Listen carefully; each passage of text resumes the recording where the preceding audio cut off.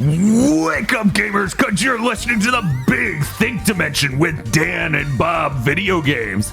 Gaming news? Yeah, I guess that's something we do now. KZ Excellent. Now get this, I talk to a co-host? And Mr. Field. I had a stroke because I like rum too much.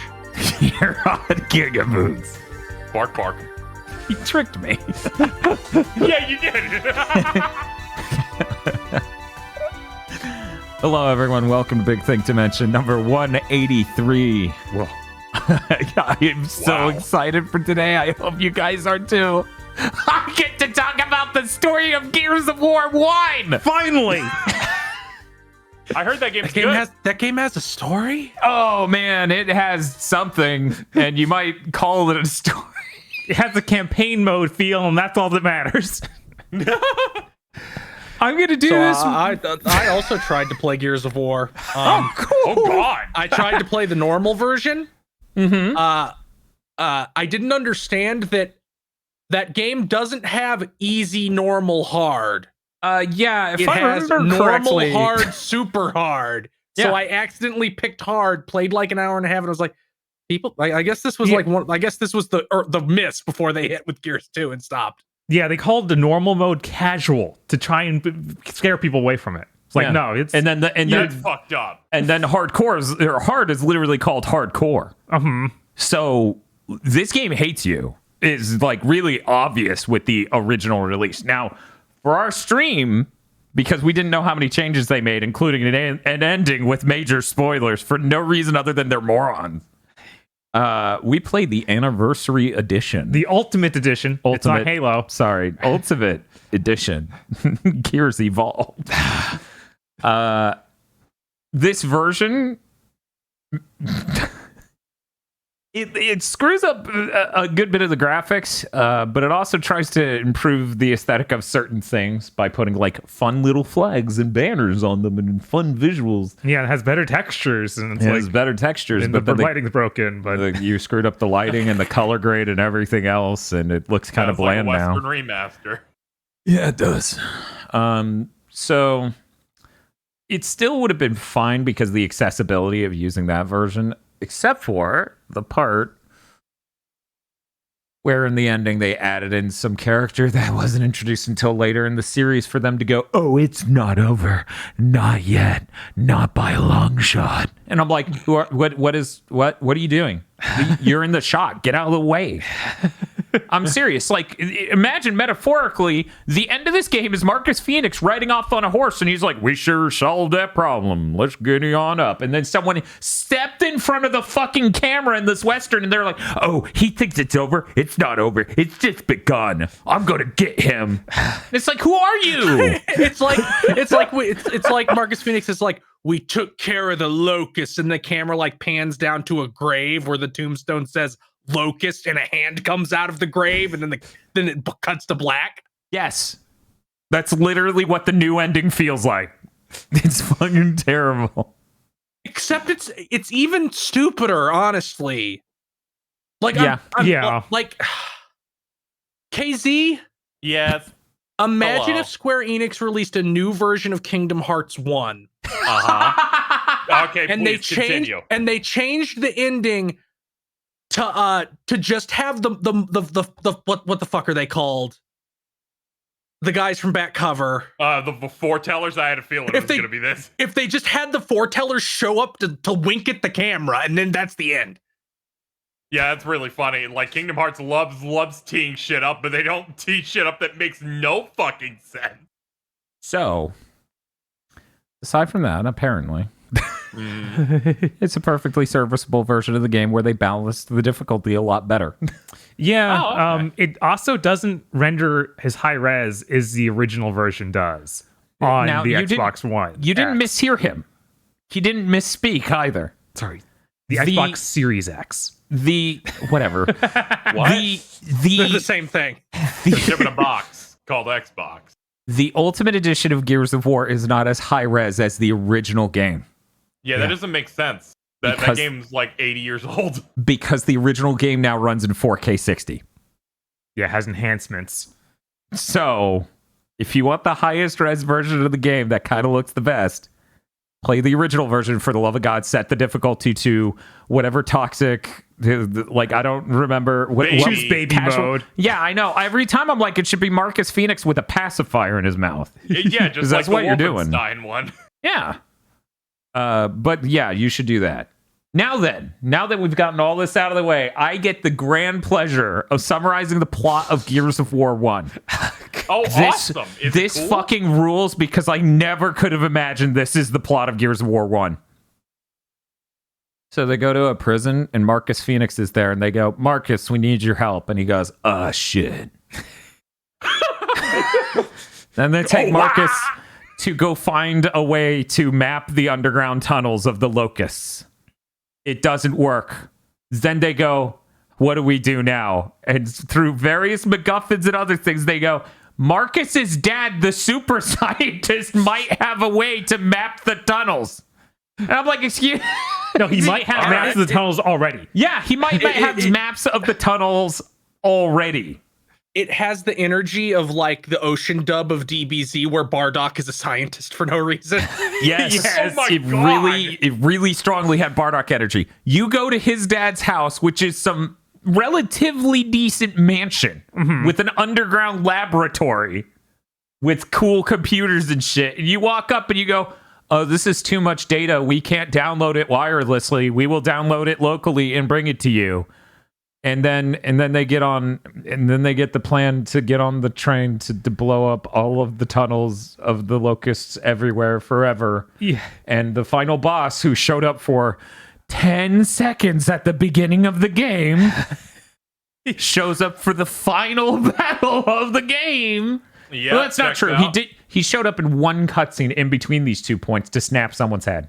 Yeah, but it was like That was our halfway character through. didn't see it. What is he It shouting was the on? cutscene that they show the player, not Yeah, not the characters in game. Yeah, so the player got to see this. None of the characters know this person. Right. And then you do the final battle, and everyone's like, yeah, my dad loved this game. Growing up, we were playing it, and he could never beat this guy. This guy's so strong. And we got multiple people in chat who were just like, this battle fucking sucks. Get ready. So on our third attempt at this battle, we just threw a couple nades down and shotgunned him a bit, and it was immediately over. And we're like, what the fuck is this balance? Yeah, it was like we killed it within 10 seconds. It was literally 10 seconds. And we were just flabbergasted. I was worried you were going to describe something horrible like the BioShock Infinite nightmare. No, luckily it was not the BioShock Infinite an hour of the last level in the game. Yeah, it is Last encounter in the game. it's the other kind of Western dev has no idea what a boss fight is. Or how to balance it, yeah. Yeah, it's just, oh, well, they die instantly. Because you shot them. You need to do this much damage. And we're like, well, we're co-oping, so a grenade to get rid of his weird bug shield. And then me and Bob at point blank just going shotgun, shotgun, shotgun, and it ended. It was just you did the Civil War beatdown. So, yes, basically, Bob's Bucky. So the train goes off the rails, literally. Mm-hmm. And There's just no tracks. because there's no tracks. The train tracks end.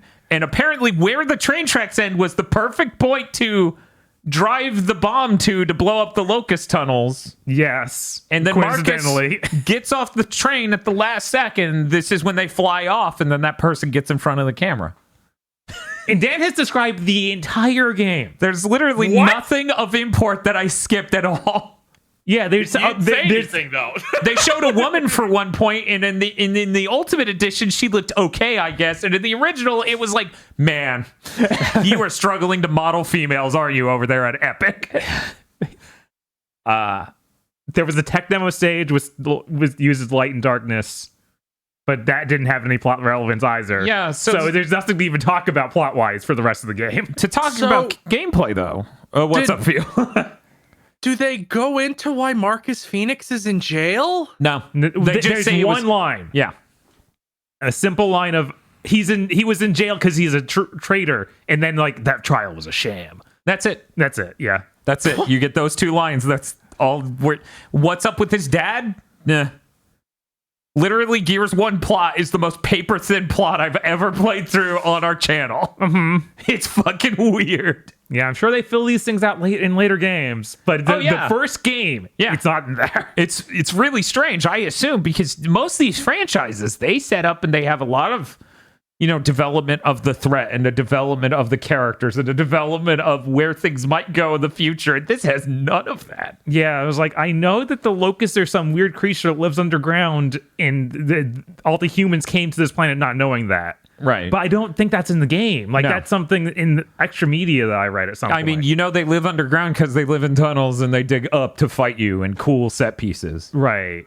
To talk about the gameplay, though, okay? So there's as Bob just described, there's a light and darkness segment of this game, like it's fucking The Legend of Zelda, and you need to operate a light to guide your partner down the street, because if they touch darkness for 1 second, it's like the Lords of Shadow 2 thing, where you just get eviscerated instantly. Yes. These soldiers do not have flashlights, don't ask. Yeah, apparently no one owns a flashlight in the Gears universe, I guess. So you need to guide yourself down these streets. And while I'm sitting here, I'm like, this is a neat idea. It's not a great level. I don't think it's that amazing, but I guess it's kind of a neat idea. And then there's the entire, like, if you divided the game into fourths, I would say the second fourth and the third fourth are just bad. And I remember, just compared to the things that led up to it and what came out of it, I feel like that chunk was just not great fun. Mm-hmm. And I am struggling here 6 days later to tell you what it was even. We go to some sort of iron factory. I don't remember what we did there. You go underground into the mines right when you're going to set up the mining device, and that's not amazing. They have the worst boss battle in the world down there. They do. It's not that bad, but it is just like, why is this here? Why didn't you not think this through? Imagine you could shoot the weak spot on an enemy, but it just won't count it until you shoot a part that doesn't take damage to make him prime an animation that they then will acknowledge you shot him in the face. Mm-hmm. It took us a few minutes to figure out why the game wasn't letting us damage this dude, and every time we would try to move around him, he would go, rah, and the whole screen would have a shaky effect, and we would slide backward. Yep. Yeah, Gears 1 is not a highly recommendable game. They also added some stuff from the PC version, which was terrible. Yeah, that was the part that was actually the peak awful. Yeah, it was like... And it was much longer than it should have been. For people who don't know, Gears of War 1 comes out on the 360. Later it gets ported to PC. The people who ported are People Can Fly. And they add a whole segment. Because this game only had 2 boss fights before. Mm-hmm. It has the thing underground we were talking about just now, and then the final boss. So they added a boss. And once you figure out what that boss needs, it's also 10 seconds long. Yes. But they also added a terrible combat sequence involving a theater and infinitely spawning enemies and you trying to shoot a thing to make it fall down, but the lighting's broken. Yet again, I stress the lighting in this version's broken. So you can't tell which part of the thing you're supposed to shoot because it's all gray on gray, really, really dark. And you're supposed to see there are 5 small bolts. Yeah. Shoot them to make the thing fall on the thing. And then I'll begin to let you move past the stage where we infinitely spawn enemies into the theater. Yeah. And that's Gears of War. Cool. Would you recommend it? This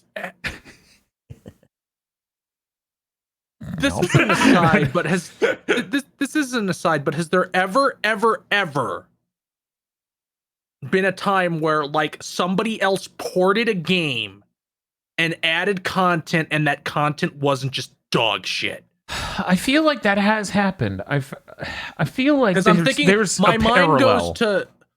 goes to like all the Final Fantasy, all the Square Enix games on Game Boy Advance and 3 and DS, where all the stuff they added is terrible. I feel like it's something that has happened, but I really can't place it because it usually is that. It's usually just bad. It's like, this game is not long, so adding an hour of bad content, and it was like an hour, maybe slightly over, of this segment they added, which on paper should be fine, but in practice, it was the least enjoyable part of the game. Yeah. Also, it really breaks up the pacing there at the end of the game. It was just literally, it just is like, we're headed to the final mission of the game, but we crashed our car, and now we need to fix it. It's like we've already done this thing where we fix the car in this game. Yeah. So it feels like you're doing it again. is forestalling Yeah. the ending Yeah. in a really awkward way. Yeah, it was very awkward. We were literally, okay, we gotta go. We gotta get out. Oh, it's broken down, and we're trapped in a theater, and now we're working through that, and now we're gonna fight this boss. And go. And it was weird. It was almost like if you took a normal narrative and you just dropped an Always Sunny in Philadelphia script in the middle of it, and it's just like, I mean, this seems fine, but we were doing a thing. But yeah, it's really unfortunate. It's really unfortunate because I can honestly say no person should play Gears 1 because it's everything it offers on a narrative level is covered in the core conceit of the rest of the franchise. Yeah. You do not need to play Gears 1. Maybe they'll do a throwback to it later where I'll be like, okay, they explained the thing. But I don't think you needed to play 1 for it to be like make sense because 1 doesn't have enough information for that to be the case, right? Right. And we don't get like good character introductions for anyone. No one, literally. And also, man, some of those characters look completely different from the original version of the They do. Ultimate, where like we hit the original and someone's name was Jim, I think, or Kim? something. Kim. Yeah. Yes, a clearly Asian name. He is much more obviously Asian in the original version, I feel. And there are other character redesign things where in the Ultimate Edition, Dom looks really similar to Marcus. Yeah, Dom looks really clean shaven and nice, like in a weird way. In the absolute original. No, wait. No, in the Ultimate. Because Okay. they make him like look really straight edge. And I Yeah, think that's they what the tried- clash was when he gets dirtier in the next game. Yeah, because they try to differentiate. Mm-hmm. But yeah, it's really weird how much they redesigned the models. Very, very strange. So, no, Casey, I would not recommend Gears 1. I feel like it's one of the most skippable games I've ever fucking played in any larger franchise ever. Okay, here's the important comparison. Uh-huh. Uh-huh. Not counting the horrible content they added. Let's pretend that like there's like the original. What's better, that or Uncharted 1? Uncharted 1. Wait.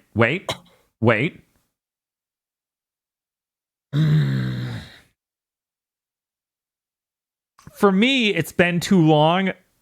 On my gut, Uncharted 1, absolutely, because the plot is interesting, but I remember that game is really rough, so I can't wholeheartedly say. Yeah, Uncharted 1 has this thing called characters. Yes, and that helps it immensely.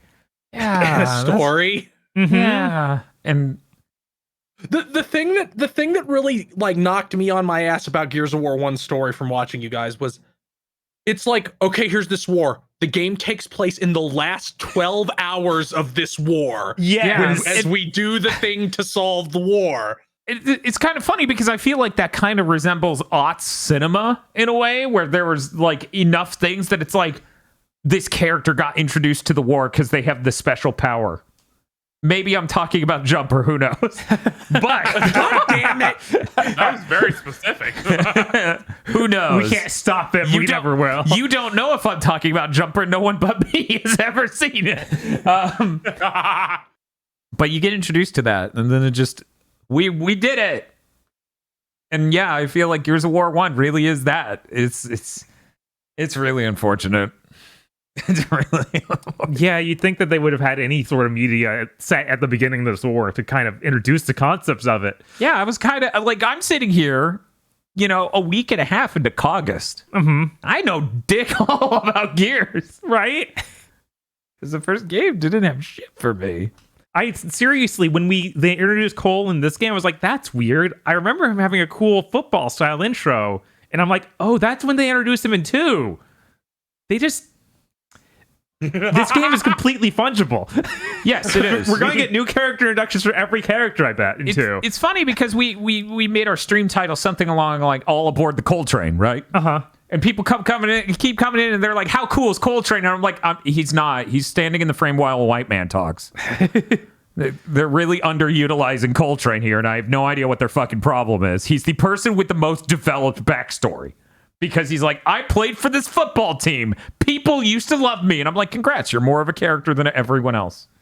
That's all it took. Yeah. Yeah, because everyone else is so thin, they might as well not exist. It feels like the Star Wars prequel video from Red Letter Media where it's like, imagine asking people to describe the character of Dom in Gears 1. Yeah. Oh, no. Yeah, you can't mention what he looks like, his role in the story, or his job. What is Dom? And then everybody's just like, Yeah, I Do-rag. he doesn't even wear do-rag. Right? He's the only one. Come on! So Gears of War month, Kaga's off to a weird start as I play the most punchable video game ever made. please look forward to Gears of War 2, where there is a Tim Sweeney cameo. Ooh. Somewhere. That's all you get. You'll have to keep your eyes open for Tim Sweeney. Ooh, that's exciting. Bringing his cup. I'm just jazzed to play Gears 2 because Gears 2, that's the game. Yeah, I remember that being definitively the best one. Yeah, now having played Gears 1, I'm like, man, Gears fans were fucking talking out their ass when they were like, Gears 1's so much better than Uncharted 1. I feel like, guys, come on. A lot of it was better than Resistance, which it looks visually so much better than Resistance 1. I get it. Yeah. I get it. Yeah. I'm so excited for you to get to Judgment. I want to know what that is. Yeah, it's gonna be fucking weird. You have to decide if it's better than the fucking God of War Ascension.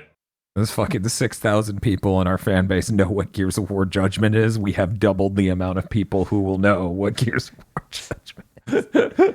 Just through the Big Think Dimension alone, us covering it at the beginning of that episode. Right. That's twice as many people who know what's in that game. It could be anything. It could be anything. Ah, man, God. I am really excited for Gears 2, though. Yeah. I genuinely, Horde mode's awesome, and I played a decent bit of Horde mode on 2. And I wish I had a 360 so I could have played way more. But anyway, let's move on. Sure. Sony put up a classics game thing for last month. Mm-hmm. And it was No More Heroes. Wait, no heroes allowed. There we go. Yeah, I was gonna be like, no. False. Nice try, Dan. No Heroes Allowed, for people who don't know, is a game where you play as a deity of destruction. And you guide Badman through this underground labyrinth you're trying to build to kill any RPG heroes that come down to try to kidnap him and take him to the surface and own him. This thing's made for crack addicts.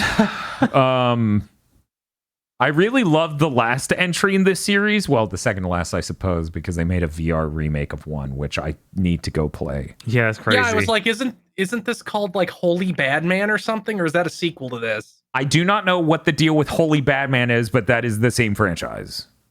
But yeah, they have a VR PS4 version of just basically the same idea. So, you know that guy from the Dracula novel that feeds the flies to the spiders and the spiders to the cats Renfield. or whatever? Mm-hmm. Yeah, Renfield. That's what this game is, weirdly enough. Where there are nutrients in the ground and you break the blocks with the basic nutrients to make blobs, and then the blobs take the nutrients from one block to another at random. But you need to dig the path correctly so they at random throw enough of the nutrients in the same block so it can be a higher level piece of dirt so you can break that to make a bug. Now the bugs eat the slimes, and you need to get those slimes to build up enough things in one thing to make a lizard knight, and the lizard knights eat the bugs in order to go have lizard knight babies. Okay. This sounds like the AVGN explaining that fucking that Atari Jaguar game about penguins. This is literally how this game works, and I'm not even done yet. If you make a lizard knight block, but you have cleared all adjacent squares and you break it, that's now a rune. The runes summon rune demons, which can trigger special events to get you EX rounds in a level, which is basically on wave 5 of these heroes coming in. You will go to the special optional one because you have the demon, and that was the special trigger to cause you to go to that. And there's one more thing. That's for the nutrients. There's also mana. So double everything I just said. It's like, okay, that's fine. That sounds crazy. That could be fun. I would like to reiterate, the slimes deposit minerals at random. Your goal is to set up a path where they might, statistically speaking, deposit into the square you care about more often than not, so it could crawl its way upwards to be a lizard knight. And then do it again for mana in order to get those cool things. And then do it again a third time, because technically there are 3. But technically, that's, if you think about it, really, it's nutrients on one half and mana on the other. But then also you can do this underwater to create another 2 sets of ecologies. Oh. So there's underwater mana, which the water saps the mana deposits out of the water in order to make rosebuds. There's someone who lost their mind at Acquire. Yeah, because this is made by Acquire, by the way. And you break those open, and most of the time they're enemies. But if you have a mana one and it's the top quality mana rosebud, you let that bloom, and it makes every monster in your dungeon more intelligent. This sounds like something that would be a phone game where you could pay for these different things, because they're that level of woven and weird. Well, the funny thing is the last one they made before the VR game was, in fact, a Vita game that was free to play, and I loved the shit out of it and spent about $40, I suppose, on it. That was a really enjoyable game. It is not gameplay-wise the same thing, but it definitely ticks all the same OCD good feel boxes. Okay. This game's insane, and I couldn't get past level 2 on the normal difficulty after spending 6 hours. Yeah, I saw him do this for like 3 hours straight. And then he went to bed, and I did it for 2 or 3 more. Oh my god. I'm not exaggerating. I really tried. I enjoyed the game at a broad level, but then it became this thing of, okay, dig the path so that way they can do it. Also, the tutorials are not very good. That thing I mentioned about how you make the runes, they never explained that until way later. Like, tutorial 4 is like, make a lizard knight. And then I keep trying to do exactly what it tells me. It's like, hey, if you make a path around it, they'll deposit the things into the inner block more often than not. So the aggregate movement of nutrients will be into this square. And every time I break it open, I'm like, it's a rune demon. Why'd you tell me to do this? So I give up on that tutorial entirely and go do something else. And I'm like, this shit's fucking random. I go do something else. And then later they go, by the way, if you cleared every adjacent square, that's when it becomes a rune demon. I'm like, why did you tell me to make it fucking rune demon? So anyway, well, not all the way around it. No, they literally told me all the way around it. They literally show. They're like, here are 3 paths that you can make in order to increase deposits. You can make a straight line, you can make a C, or you can make a full circle. And since the most optimal way to get someone to deposit something is to make the full circle, I did that every time. They didn't tell me what else that would cause. So I was like in that tutorial for half an hour just trying to be like, why is it random? Because as far as I could tell, it was. Because they had not yet explained that mechanic. All of this not explained through the main game. You have to exit to the title screen and go to tutorials. I should love this game. I was loving this game for a bit. Fucking nightmare game. There's a lower difficulty, but at a certain point, I have to cut myself off and be like, no, that's fucking... So apparently there are 4 games in this series, and the one you played is the third game in the series. Yes, it's the third in the series. The dialogue openly references that, and I'm like, what the fuck is he talking about? Are you the same guy from last time? The first one is called What Did I Do to Deserve This, My Lord? And the second is called What Did I Do to Deserve This, My Lord 2? Then they entirely changed the title to No Heroes Allowed, and then the sequel to that one is called No Heroes Allowed, No Puzzles Either. Yes, and that's the one I played, and that's the one that's awesome. I love that one. No puzzles either. I need to. Yeah, no, that's funny as shit. I love it. Yeah, I need to charge my Vita and play that again just to wash this out of my mouth. That or get the VR version, because the VR version sounds pretty cool. Yeah, it always look crazy because I think there's like a gigantic version of that dude that stands next to you. Yeah, yeah, and does he have a daughter or something? Yes. Okay, I'm pretty sure. Yeah, you may feed your tacos. I'm not sure. Maybe. Who knows? I wonder if PSVR 2 is going to use the in-out cameras so you can see the room and then do AR shit with that. Ooh, yeah, doing AR would be really cool with that. I wonder. I'm just saying it would help the immersion if Saber was in my living room. Right? That way I could be Yeah. an early AVGN video and be like, holy fuck, it's Saber! And then feed her tacos. So yeah, I'm going to try the VR version of that game. I don't recommend anyone check out No Heroes Allowed. That's a nightmare game. Maybe if you set it to the lowest difficulty, immediately tackle every tutorial, don't even touch the main game. Maybe then. Maybe. I did not have a fun time and very regrettable. Hey, Bob. What did that was a good timing. Yeah, it was great timing. I'm like, hey, Bob, and he's just yawning and looking like a weirdo. Just hanging out. What did you fucking play? I played a little more of Live Alive. Okay. All right. Did you beat it? No, I still haven't beat it yet. Okay. I did the Far Future chapter. Mm-hmm. It has a neat idea. It does. They try and make it a horror game on the Super Nintendo, which that's really neat. Mm-hmm. Unfortunate thing, the twist that the entire thing hinges on is blatantly obvious within the first 5 minutes. Yes. Should I put up the tag?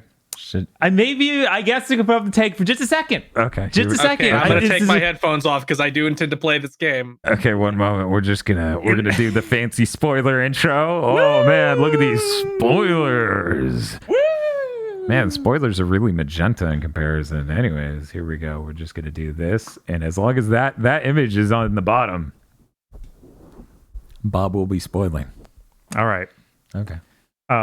Immediately at the start of this chapter, you see a AI that looks exactly like Hal from 2001: A Space Odyssey. Yeah. Can you guess what the entire chapter plays at for 3 hours?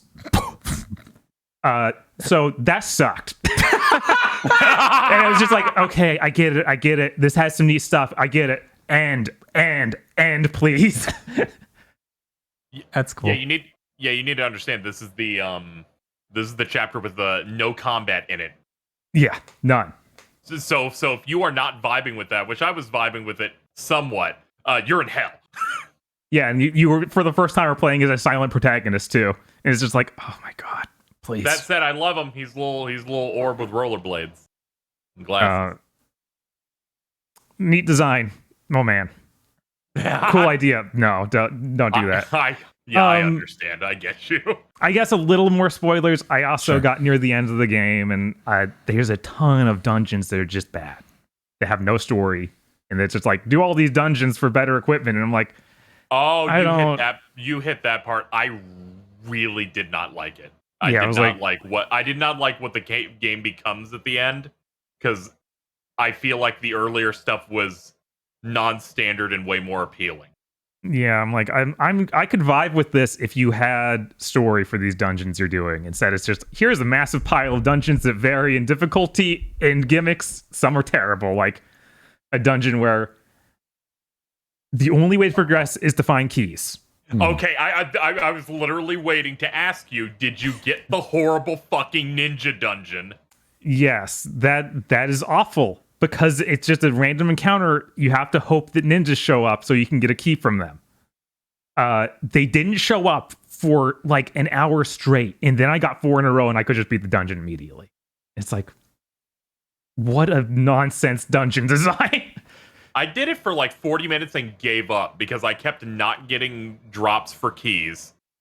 And when I realized, not only do they want me keys to open doors, they want me to eventually open chests to find a key for each of the 4 Saint Beasts. And I only got 1, and I kept getting lost, and I started getting really pissed. But yeah, that's, so I don't really like that. I feel like brevity would have been better. Okay. But I'm Yeah. done. I'm done with spoilers. Okay, we will free. Oh, Free hey, the look at world. that. There you go, Phil. I don't know if he's looking at the video. There you go. We've reverted to normal thinking. I don't always think normally. Right. But when I do, I think. I don't always think. But hey, Bob, Hey, what's up? did you play anything else? I did. Mm, I played the hypest demo to release this week. oh no. The Dio Field Chronicles demo. I forgot he did this. I also played this. Ooh. The thing opens up with a motion comic. $60. Then it goes to a cutscene where the frame rate's fluctuating at random, it seems like. $60. Uh-huh. And then it becomes a real-time strategy game where you control only 4 characters at once. Immediately, that opening cutscene looked and ran so badly, and I figured out what it was immediately. It looks like every single mobile game ad you get on Twitter that is not what the game is. Yeah, I It can see just that. looks horrible. Every light source in every cutscene has a lens flare on it, even a torch. There's particles and dust bunnies everywhere that have chromatic aberration on them. So there's like red and green things. They're trying their best to hide the fact that every cutscene in this looks fucking horrible. Yeah, you can also, there is this ability, like you can switch between frame rate and high res. And that seems to smooth things out in gameplay, but no matter what, it feels like there's so many post-processing effects over it that you're looking at the characters and every edge on them is like shimmering and blurred. Maybe somebody took the wrong message from the success of like the HD2D stuff. Maybe, I don't know what message you get from that though. It just feels like they don't have something that looks good. So it just felt like they were stacking on a bunch of stuff to make it look HDE. They're trying everything they can to like make it look like that. Like the UI looks really nice. I think they did some really good work there. But then I look at the game itself and it just looks terrible. Yeah, like the models and stuff and the environments look like really bad and generic looking. And I'm kind of confused why this game even exists when Square Enix put out Triangle Strategy earlier this year and is putting out Tactics Ogre in November and is doing something with Final Fantasy Tactics because it was in that fucking NVIDIA leak. So it's like, here's this really insane thing that looks so much worse than all of these. Like, here's the story feel. This intense story that we have for the Dio Field Chronicle. There's an Empire nation that's fighting the Alliance nation. And they are stalemated. Now, above them is the neutral island called Dio Field Island. And what they have is a lot of jade, which is a resource used for magic, which means they're going to be embroiled in the conflict between the other two. Wow, I've never heard any variant of this story. I can't totally think of 45 different examples of this exact dynamic. There was that. Every location on that island is South Field, Eastern Field, North Field. What, did fucking BioWare write this game? Everything has that type of name to it. The Ancestors, the Forerunners, the Swarm.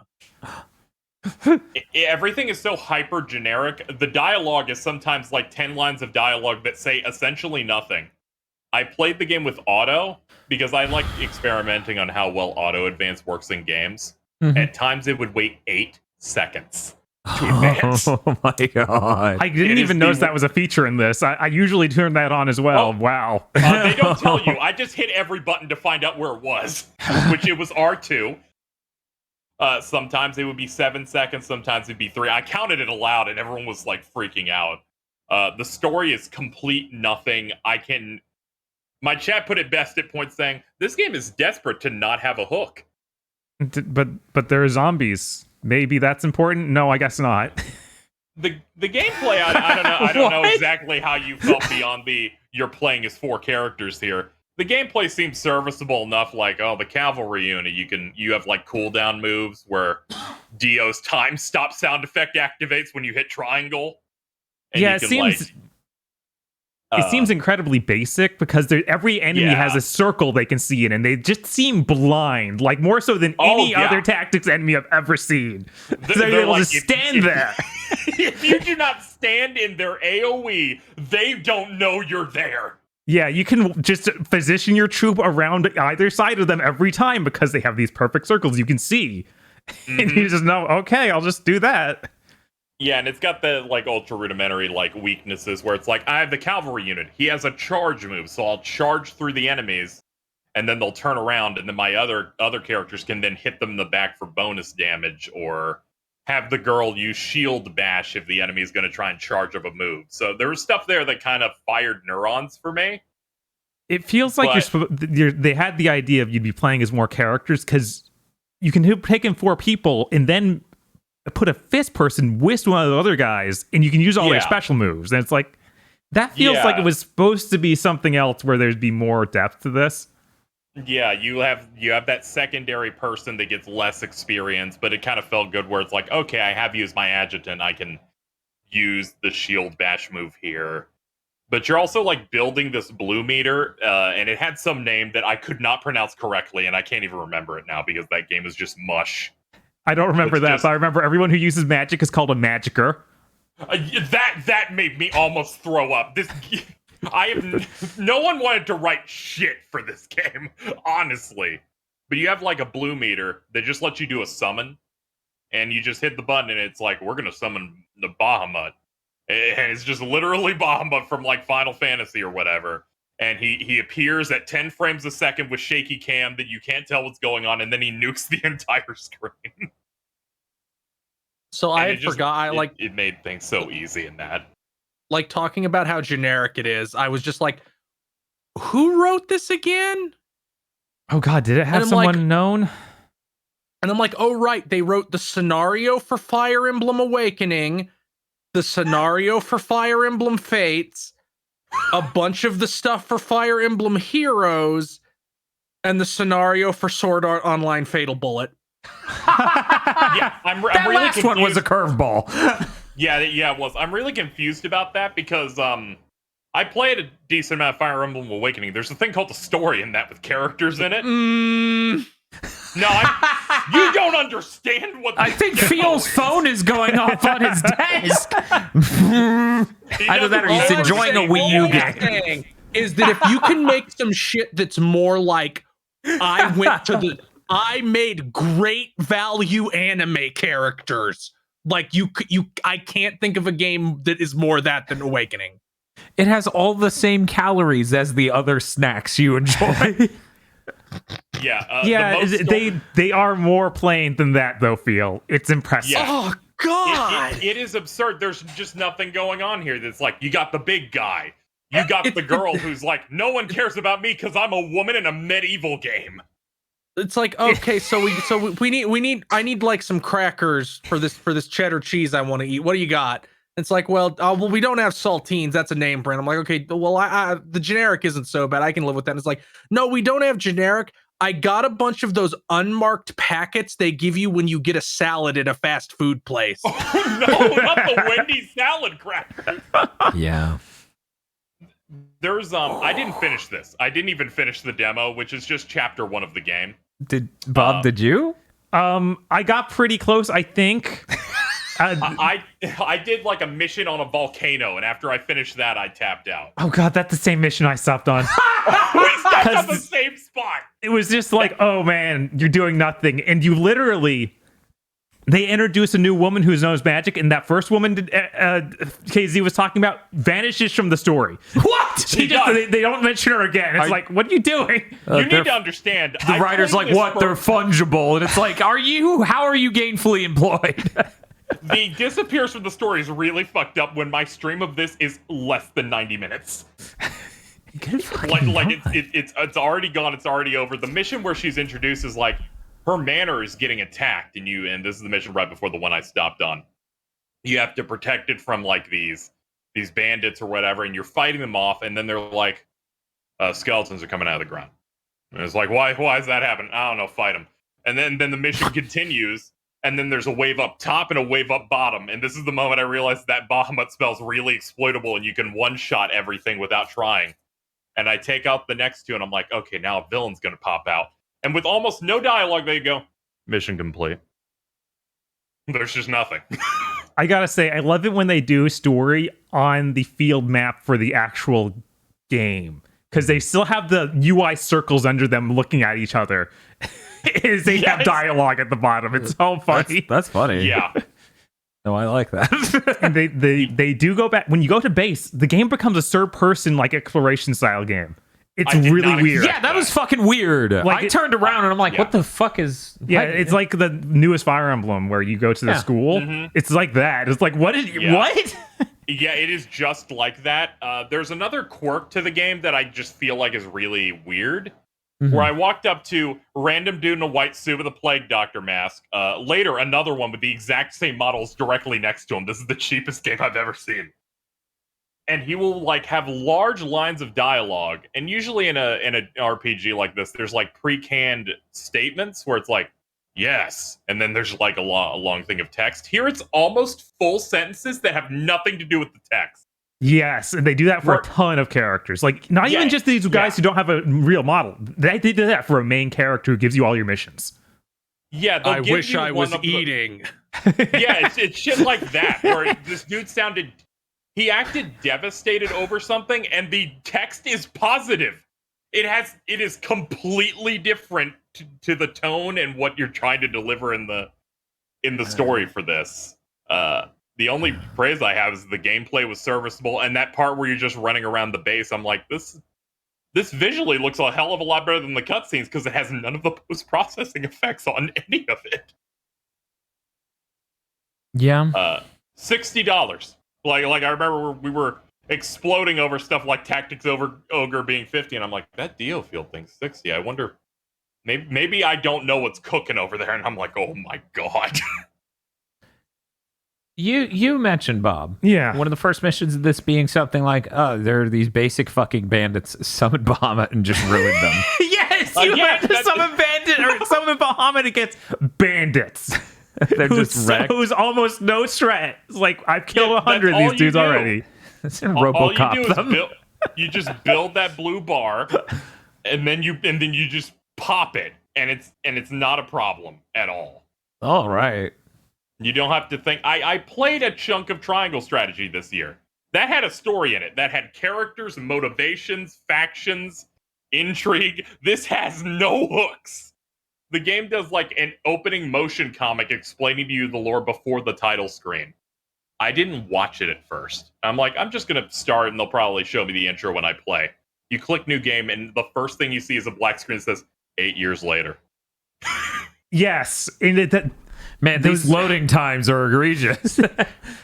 that intro motion comic is basically not related to what happens 8 years later. Like you aren't playing as the character that's about, even though it just feels like you should be. So here's my next question. Is anyone on this podcast network going to get that game now that... No. No. Of course not. Like there's good games coming out in September from the same company. That comes out on top of like a million other things. I think it comes out within like 2 weeks of like Valkyrie Elysium and Star Ocean 6. Why on earth would I pick that up? Yeah, for like you Star said it Ocean was 6 is you in said it was October. September? Yeah.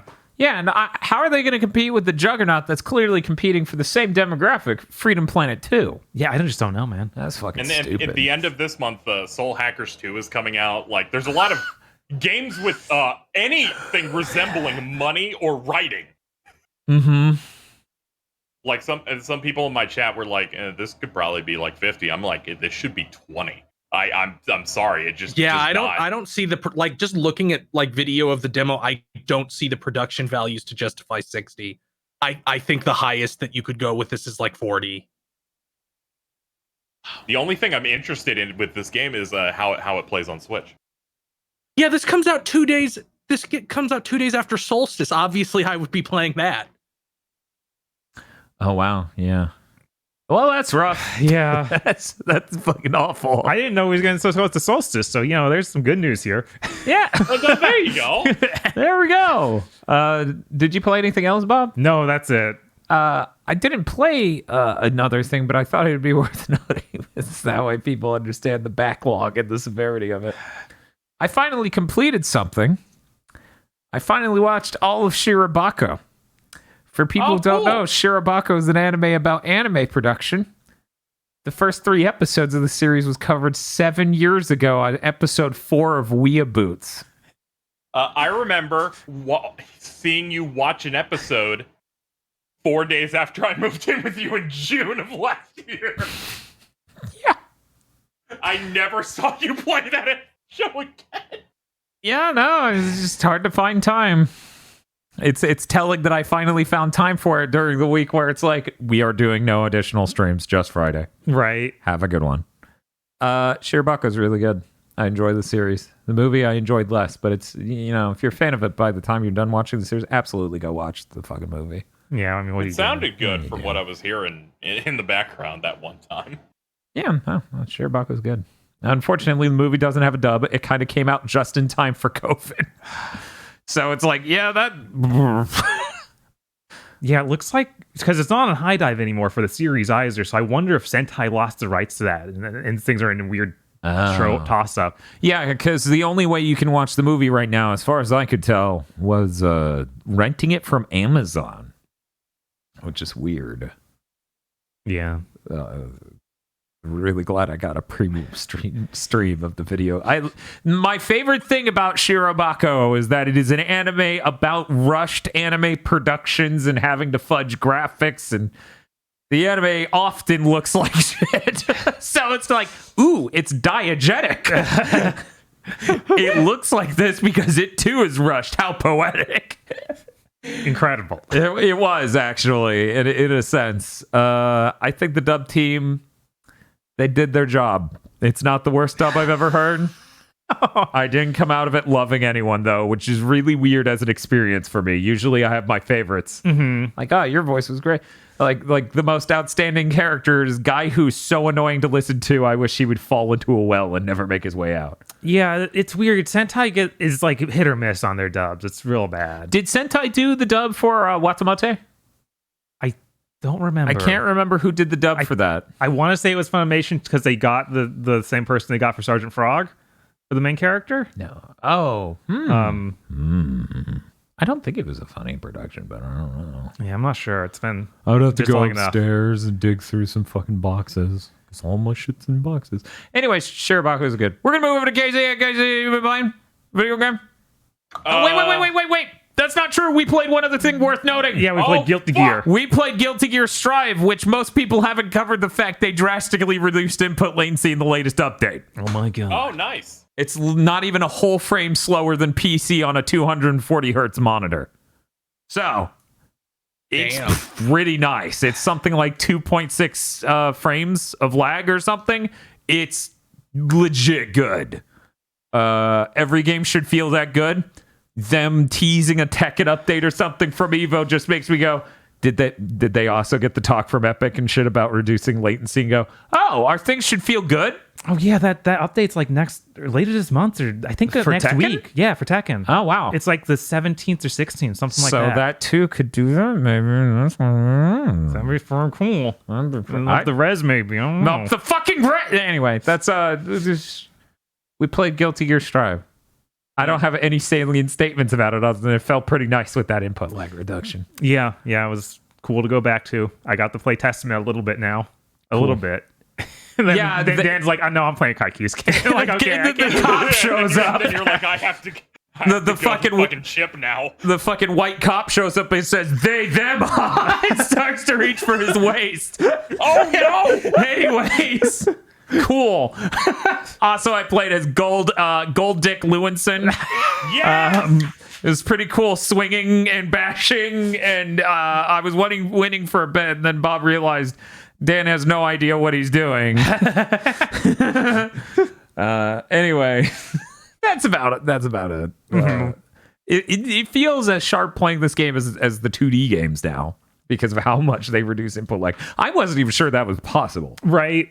It's fucking blowing my mind, but good on them. Now we go to KZ. KZ.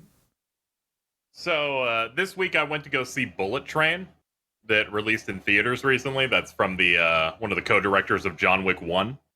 Oh, that one, yeah. Yeah, so this is a Brad Pitt flick in which he has to go on a bullet train in Japan to pick up this briefcase because he works for some like organization. Needs to get it and then get out. Unfortunately, this thing has multiple different quirky, different assassin types in it. And he seems to be this kind of guy who's like, I don't want to be violent. The violence is just bad. I'm trying to improve myself, and this is a like 2-hour movie that might be one of my favorite films of the year. It's really good. The action choreography is fantastic.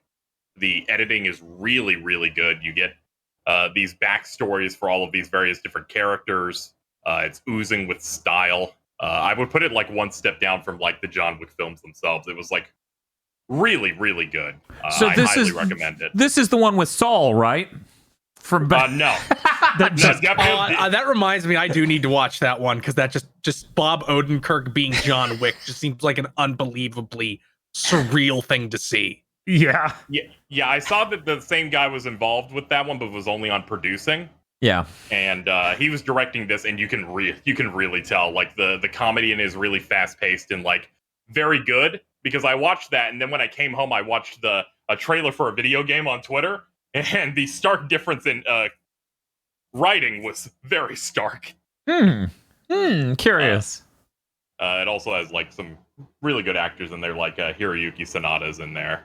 You may remember from his iconic role as Scorpion in the Mortal Kombat movie that recently came out. But yeah, if you like action films on like any level, you definitely have to check this out. Probably once it comes out on VOD or whatever. But really enjoyed that. Cool. But moving on from that, we got the video games. I finished Xenoblade Chronicles 3. I said I had a couple of days left in it. I just did like a 10-hour stream after we did the last big thing and just knocked out the rest of it. Really good.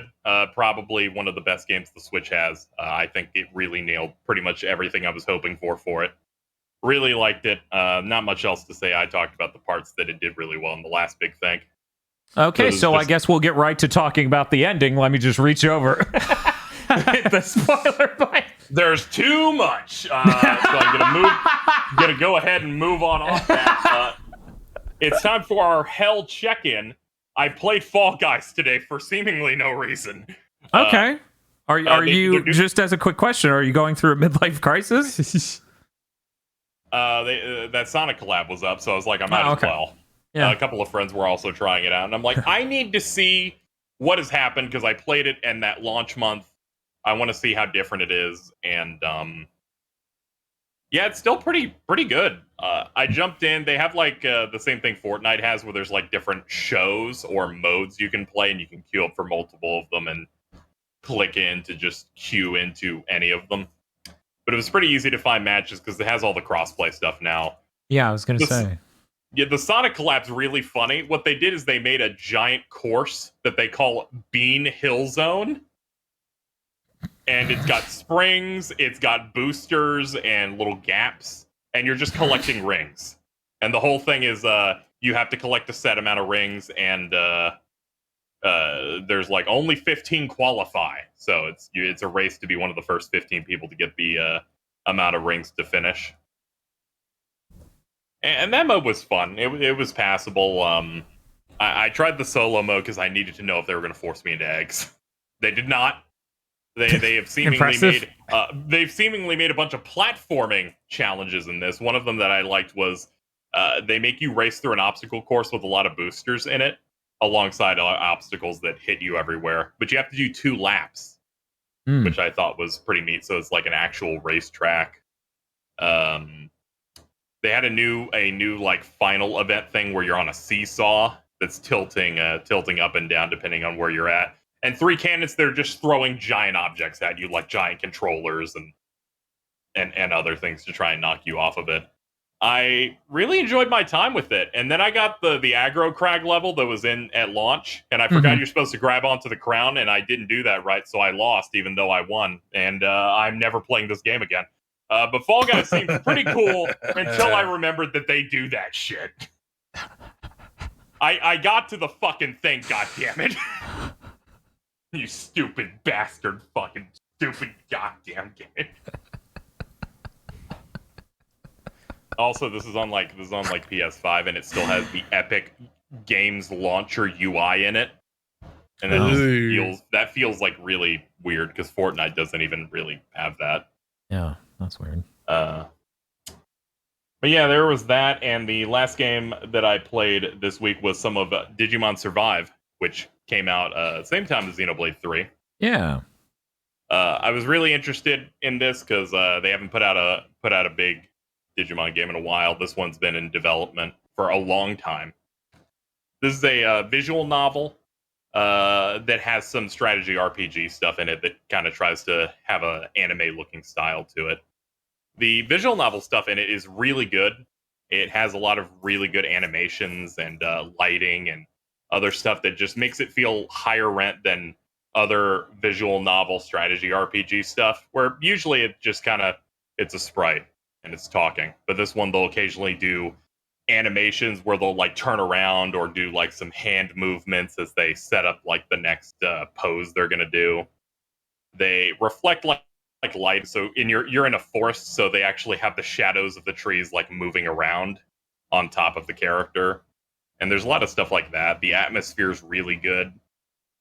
It really evokes the first couple of seasons of the anime of just characters going, some bad stuff happening. We're kind of trapped, and there's a bunch of monsters that could probably just eat us or like beat us to death. And it's about you getting your partner Digimon, developing like a bond with them. Depending on like choices that you do in the game, will change your like personality type. And in one of the first big battles, your Digimon digivolves, and depending on what your personality was, it will completely change what Digimon evolution you end up getting. The game's like, say something racist or shut the fuck up. Yeah. It's really funny because it has that LA Noire vibe to it where they mislabeled these things, where it's like, Oh, no. There's the one where you care about everyone, and that choice is called harmony. And then there's one that's like good for the group that they call moral. And then there's the one where it's like you choose something where you're taking initiative, and they call that wrathful. And it has that same energy to me as doubting in LA Noire does, where I'm like, I don't think this like. Okay, well, I'm not sure Makes about sense. this guy's story. I'm gonna hit doubt. Oh, so you fuck children, huh, Phil? I really hate that is a word for word piece of dialogue in LA Noire. Yep. But yeah, there you go. So will there be a Digimon Survive remaster that changes the labeling on these buttons? Who knows? I really don't think so, because Bamco clearly didn't care about this localization. It's pretty rough at parts. Oh. I saw Yeah, a that screenshot. Cyber Sleuth was also rough, so this doesn't yeah. surprise me. Yeah, this one, I saw a screenshot that shows a character portrait on the bottom left of the main character, Takuma, and a text box. And the text box says, Takuma's portrait and text will not be displayed here. And that stayed in the game. They forgot to remove it. What? Yeah, naturally, there is no dub for this, if there was any fucking doubt on that one. Yeah, this was, it got almost no marketing. They're like, here's our pre-order bonus. Nobody knows where it was if you bought it physically until like a week later when they're like, it was GameStop, actually. Only GameStop had them. They put it on your receipt. It's like, You're that fucking joke. I don't remember if it was Family Guy or whatever. It's people standing at Heaven's Gate, and it's like, sorry, everyone, the winning religion was, in fact, Buddhism. Aww. As everyone who thought something else. Sorry, guys, the winning choice was GameStop. Now I'm just thinking of Smiling Friends when they're like, Christianity is the real one. When's the Digimon game where to find your partner you have to use like the skull calipers the game comes with? Because that seems like where it's going. This one goes a little slightly darker than like some of the other stuff where they're just like, and this is very, very early in the game. I'm not too far into it. You're in the school, and then suddenly like spider webs materialize because the giant spider Digimon is in there, and they capture one of your friends, and they go, yeah, so that Digimon will just it won't kill your friends immediately. It'll just suck all the life out of it, and just leave it like that until it's ready to just finish the kill later.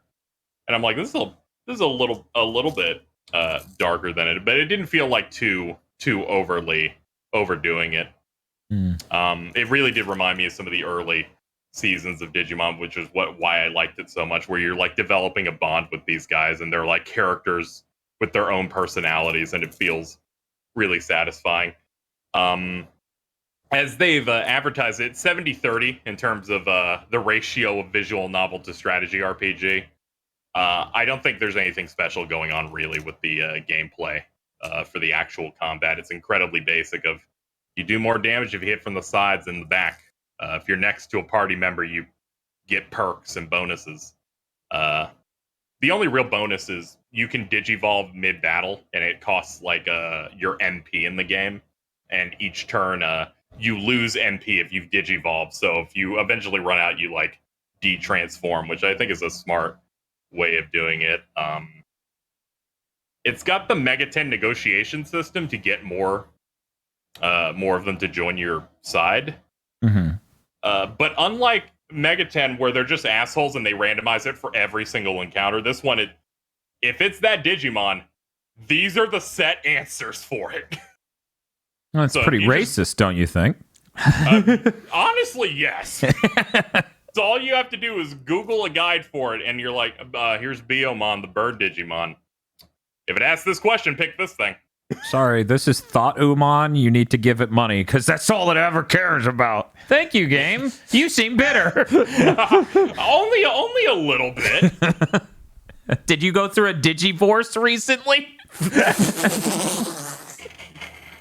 Yeah, just a smidge. Take Digiforce to the next level. Digivorce level 2? Yes. Oh, no. There's like a 10-minute sequence of transformation to Digivorce 2. Ooh. I do like that it has like some really good evolution like trees to it, which the other ones did as well, where it's like, here's 3 paths that it can go to at the start, and then they crisscross on each other, so you can actually, like, depending on what you do, start on the bottom to get a certain evolution, and then the next one might be one from the other tree, depending on what you're doing with it, which I always really appreciated. It adds a little bit more replayability to it. I'm probably only going to do one route for it, because the gameplay is incredibly basic, and I can burn out on visual novels pretty easily. So I'm not looking to see every single combination that the game has. I would definitely recommend it when it's on a sale, because this is, of course, $60. Because Bamco is insane. They really didn't want this game to do well at all. I don't have a huge amount of experience with the visual novel genre, so I need to ask you if a perceived mainstay of the genre is there. At any point, does it become the movie Source Code? Man, I fucking wish it did, man. That movie rules, and so does when visual novels rip it off entirely wholesale. I don't understand. That game that we're talking about isn't a visual novel. It was literally thrown off the visual novel database. You're right. By the administrators. You are correct. Anyone who tried to give it a 10 apparently is supposed to die. Yeah, they're just wrong. See, it can't be a visual novel because it has more presentation, and I guess the admins didn't want their preferred visual novel where the girls have the freakishly big eyes to be knocked out of first place. Did you 13 Sentinels available on Switch now. Did you play anything else, Casey? No, that wraps it all up. I only had time for those 4 games, especially that Dio Field Chronicle demo. Okay, that means we're gonna take it over to Mr. Feel. Mr. Feel, how's it going? What you been doing? So I was trying to think of something to stream. So I was like, I'm gonna stream. Maybe I'll do like a fun Punch Out Wii stream where I don't use the retry option at all. I just let it rock. It's like, what will my record be by the end of that game? Wow. And then I discovered that with the additional input latency, that not being on a CRT and using Dolphin instead of actual hardware includes the back end of that game's basically impossible. That's rough. Yeah, I was only able to clear the normal mode. Barring you memorizing the patterns of these opponents it's only the last 4. Yeah. It's Soda Popinski, Bald Bull, Super Macho Man, and Mr. Sandman on Title Defense. Oh yeah, I could not get through anything on Title Defense when I tried emulating it. I was able to get all the way to them, mode. And it's like, yeah, I can't do this. Like, especially Soda Popinski, because his gimmick is evil. God, it's fun. So his gimmick on Title Defense is you get to hit him twice, and then for each time you successfully dodge, your combo gets one more hit added to it. But if you get hit, it resets to 2. Which is problematic with how fucking fast he is. Yeah. I just remember being really bad at, I think it was Aaron Ryan. Yeah, because Aaron Ryan's the one where you have to counter all of his hits. I can't believe they kept his name the same for the Wii version. Because the name is Arian. Oh, yeah. But he's Irish. So it's still funny as shit as a name. I'm like... I just think he's really funny because he just ostensibly cheats. Where they're like, here's his intro where he puts a brick in his glove. That's pretty good. But that game's still really great. I would... Nintendo, please, like, please, man. just let Next Level port it even. No. Well, obviously they're waiting for the Switch 2 where it can be DLSS upgraded to 4K, because that's what you need for a fucking Wii game, right? Yeah, absolutely. Do whatever. I mean, it would look very nice. Those since there's so little shit on screen, they were able to make it look very good. Yeah, that game looked stunning when it came out. Its art style and all of its assets have aged very well. Yeah, the same thing happened with a lot of Nintendo-made games on the Wii. Like Galaxy still looks great. Yeah. It's one of, if not the best game on the Wii for me, on top of just like being really solid. They should port that and port the Club Nintendo exclusive extra game. Yeah, they should just like, okay, that's the tutorial now, and go tweak it a little bit because of input latency.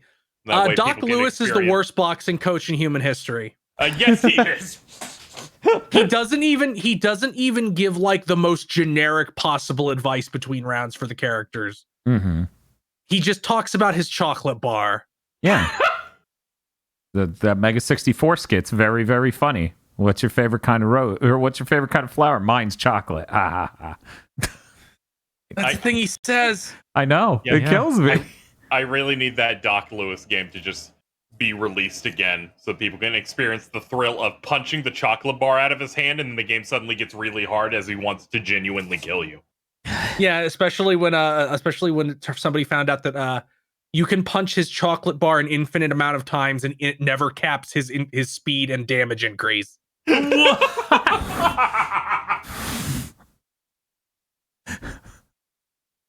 But Punch-Out Wii is still really cool. It's far and away the best Punch-Out game. It's not even close. He's fucking sitting there and he's like, I've been building speed for hours, Mac.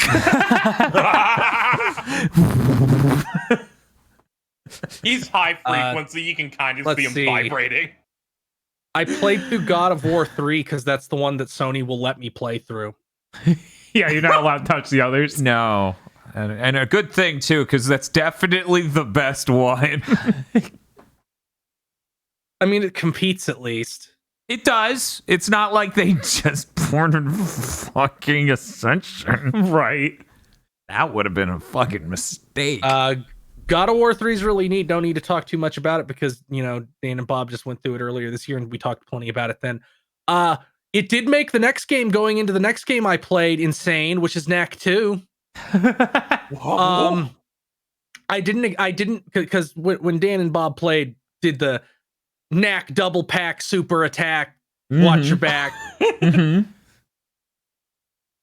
Have a snack. Crackerjack hatchback. Crackerjack hatchback. I didn't make it to Knack 2 because Knack 1 is 9 hours long in Valium in digital form. It really is. Yes. Bob, this is one of the only streams where Bob's like, I gotta sleep. I'm like, do it. Fucking. I was in no way prepared for Knack 2 for them to just go, they're making that other God of War that's different. We can just make original God of War. Yeah. That's perfectly valid. It's great.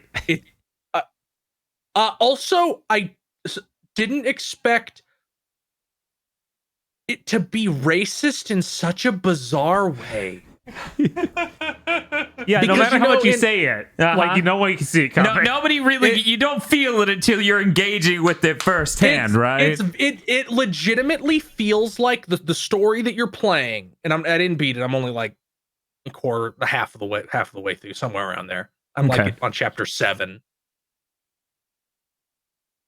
The way it really comes off is like you're playing a game that is Nazi propaganda, but the other are not coded as like any actual race at all. They're called goblins, but they're portrayed more like elves.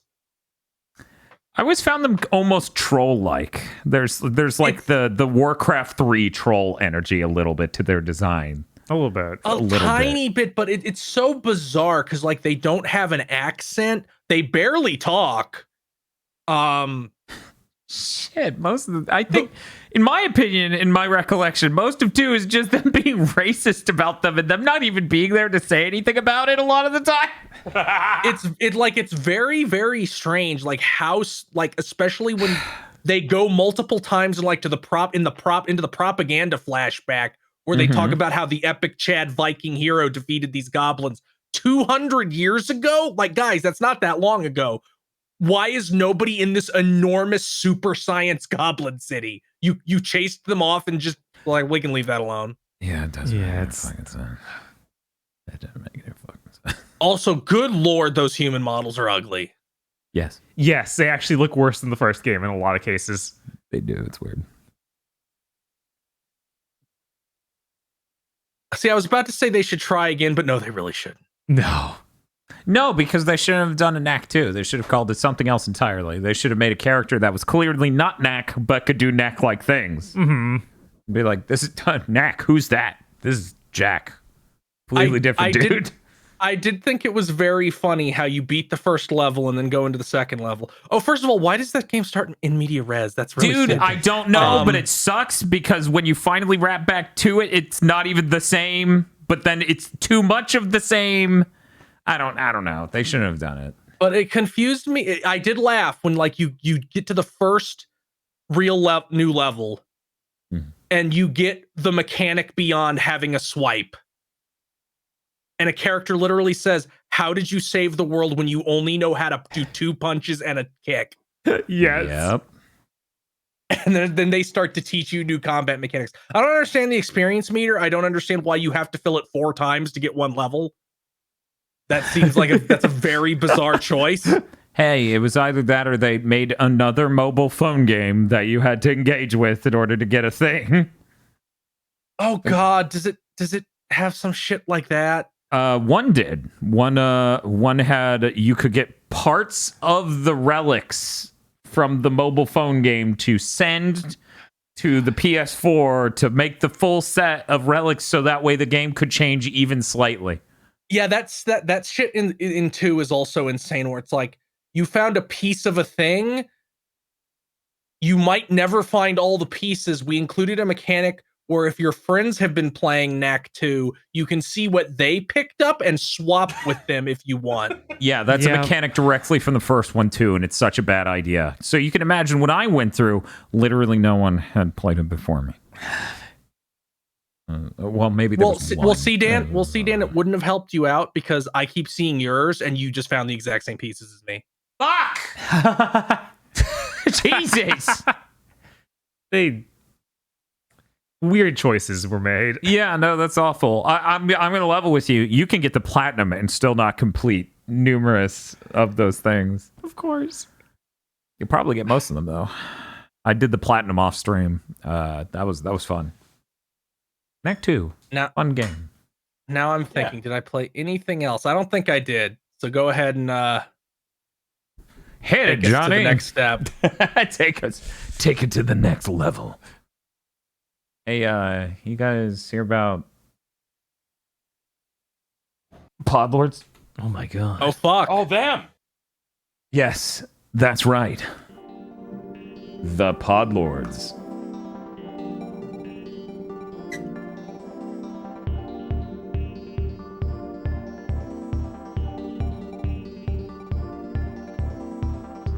Yes, that's right. It's the Podlords. They built that. They built this bridge. Podlords such as E. Lee Broyles. This picture. Wait, what? Corey Brown. Bird Up. Red Blaze 27. Suzu Shiro. Emperor Zero, Shibuya Gato. The BTD anime is now in the David Jaffe heresy arc. Put him down. I don't think he deserves that much of a arc. We're not spending. This ain't the Bound arc. We're not spending 40 episodes having 7 failed encounters with David Jaffe. However, I think we can do a 6-episode Garlic Jr. arc with David Jaffe. David Jaffe's Spice Boys. He fits a little too well into this edit. Does anyone else think this? Anyway. Oh yeah, I think that's actually quite well done. Rado. 101 Shades of Wonderful Remastered. WTF, Spider-Man. Mr. I like spam. Have sex. Have sex. Oh, so true, Neko arc. DFW 3K. Muckbun. Shiny Mew, or whatever this image is of. I really don't know. I thought it was a Bob drawing. Looks like a shopping bag. Aggro's saying it's a Mew upside down. I'm really uncertain. No, Kristen. it's like some rabbit. Kristen. Figma Demifiend Nocturne and Rindo Kuzunoha Devil Summoner Serotonin Edition. BN12.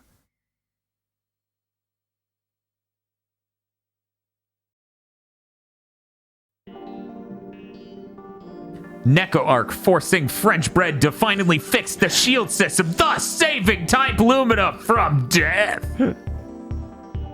Awesome. I'm glad they did it. Thank you, Neko Arc. I don't play enough of that game to understand the importance, but I'm glad they fixed whatever they fixed. I had some very sweaty French bread fans that said, they're doing everything I've ever wanted. Yeah, they let you turn off the auto combo system, so that's enough for me. Yeah. That's Oh, yeah, always that's so big. important in these fucking games. Yeah, no longer will you try to do your cool combo and have it interrupted with the weak auto combo. Kyle Bjork. Collector of Scrimblows. Matty Mo. Mizuki says, visit Los Pollos Hermanos today. Blig de Blue. Schlig Boo. Monster Hunter, Ryzen and Raiden? When I rejoin the Podlords, I'm back on the team. Oh, yeah. Sweet child. The returning character and tournament winner being trans, poetic, and radical. Thank you, Lord Daisuke. Hell yeah. Oi, it's Moibin time. I love it when they say it's moibing time. French debuff damage taken is increased. Also, you smell bad. Holy shit. When you finally get to Heaven's Word. It's so much worse than a bone stack. Apple Gothic has returned from the budget dimension. Yo, birds. Birds. Bellamy wants you to know that you deserve love, happiness, and peace, and that he deserves snacks. Indigo Sykes. So I've had Anarchy Rainbow on loop since it dropped. How are you doing? I appreciate the image, otherwise I wouldn't have known that was a Splatoon 3 song. Right? Yeah. I'm doing great so long as Big Man's there. I like that most of everything he says is, hey. Yes. It just translates differently. I would die for him. Hear that, Noah? Lons wants something a bit meatier. He really does. Queen's biscuits. Shingo, my son, hee-ho! See, Bob, I told you one of the Podlords was thrilled about Shingo. Great. That Shingo, he kick. Your people. Not well, but funny. a raccoon that is absolutely spent from watching a ton of Evo this past weekend. Wow, you How sleepy. look at that. Please remember that you matter, you are valid, and you deserve to be happy so CG16 doesn't have to hunt you down. Sleepyhead. Oh. It is once again time to count up your sins. Man who claims he's not insane insists North America looks like a dinosaur. Is this man you? No, it's Wooly. Yeah. That was a fucking Castle Super Piece. I'm seeing it. I don't Let me know. look at one that where they baby didn't. dinosaur arm. I need to look at one where they didn't cheat and drew the dinosaur onto it. That's true. The I'ma say no. Supermim. You're gonna say no? I'm gonna check it out. I'm gonna say no. The Supermim. Lane's World 25. The Hard M was supposed to get back to Anthem this week, but tripped and finished his 20th run of Custom Robo instead. Whoopsie. Oh no. That's a good Wow, emote. it's like me with Resident Evil 4. You start getting headaches. Sarah Lean. Timothy Fister. Bearded Joe. Cleochrome. Krungle Spum, and BBW Wild Wings 420 is about to block this mix-up. I think the truck will win. I don't know. You haven't seen Angie. Dan, I don't think you understand, Dan. I'm holding down back. Oh, shit! No! Thank you very much to our Podlords. Thank you, Podlords! Like Podlards. Thank you, Podlords, for making that bridge. Ah! Whoa. Oops. Coin noise. Feel your And if you would like to become a Podlord, Yeah, shut you the can hell go up, to Casey. Patreon.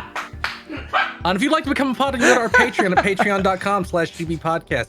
For as little as $5 a month, you get access to many benefits, such as early access to Mondo Cool, or not Mondo Cool, goddammit. Early access to Chugging Bleach, our Bleach review podcast where we review all of Bleach. Extended armchair dev pitches and gamer premonitions when those shows force us to leave ideas on the cutting room floor, and a patron exclusive show one a month where you get to vote on what good or bad thing we have to watch and then talk about. That's patreon.com/gbpodcast. If you don't have any money, it always helps us immensely to show up here on Thursday, raid us, host us, or just spread the word. Patreon.com/gbpodcast. I got really fucking off track because somebody tried to throw news at me. Oh, yeah. Yeah, Which is that a game that I've never heard of, Mutant Muds Collection, which was given a limited physical release by Super Rare Games, one of those we publish. Shit. It's getting a further release by a different one, and people are big mad that the thing they bought to scalp is no longer absolutely super rare. Good. Awesome. And I'm just like, what are you talking about? You're Great. insane. Yep. Like they literally put out a press release apologizing that more people will be able to play this game and ensuring that they will never print more than 4,000 copies. Yeah, this market segment sucks. Yeah. God. Anyway, we got actual news. Let's take this over here. Oh, hey. We got some news. Blizzard will no longer sell loot boxes in Overwatch for real money as of the 30th of this month, right ahead of Overwatch 2 coming out. They will, however, have a new currency that you presumably can acquire for real money. So does that currency buy the loot boxes? Did they just add a one in between step? I do not know. We will find out on the 30th because nothing definitively said there is no way in the world to buy loot boxes. The mystery of the loot box. A mystery box. Yeah.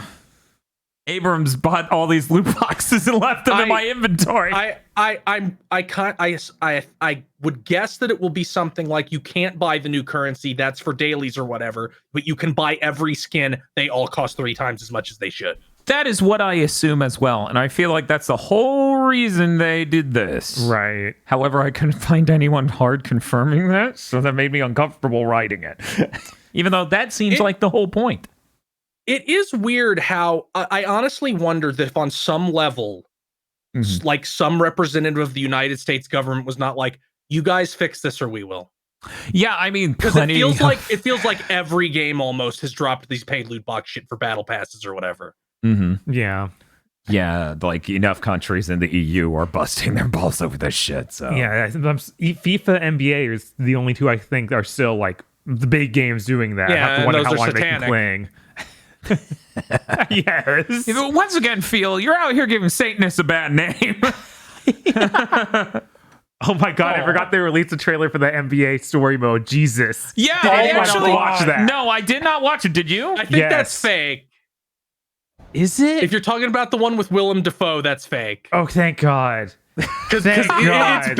It's bad, but it's not that bad, and it's a testament to how bad it is that this shit that had maybe the funniest thing in the world. Dan, this fake trailer has like you're a basketball star with an up but you get busted for gun possession and sent to prison, and then it's like, hey, I got next, and the guy in the prison based basketball court turns around and is a white supremacist with a swastika on his forehead. And it says like super deep, bro. Is it zooms in on his swastika? It has like the SpongeBob cut where it becomes really hyper detailed for one frame. Yes. I was on some supplements when I saw that, and I thought that I dreamt that. So when you start talking about it again, I went, no, it's real. I'm going to need them to make whoever made this trailer head of creative over there. He needs to be their Joseph Staten. He needs to be in there fixing shit. Yes. This actually reminds me, I did play one additional thing that is relevant to this, so I'll talk about it right now. I tried to play Fight Night Champion because it's on Game Pass. Okay. I sure remember those games, being more responsive. Yeah.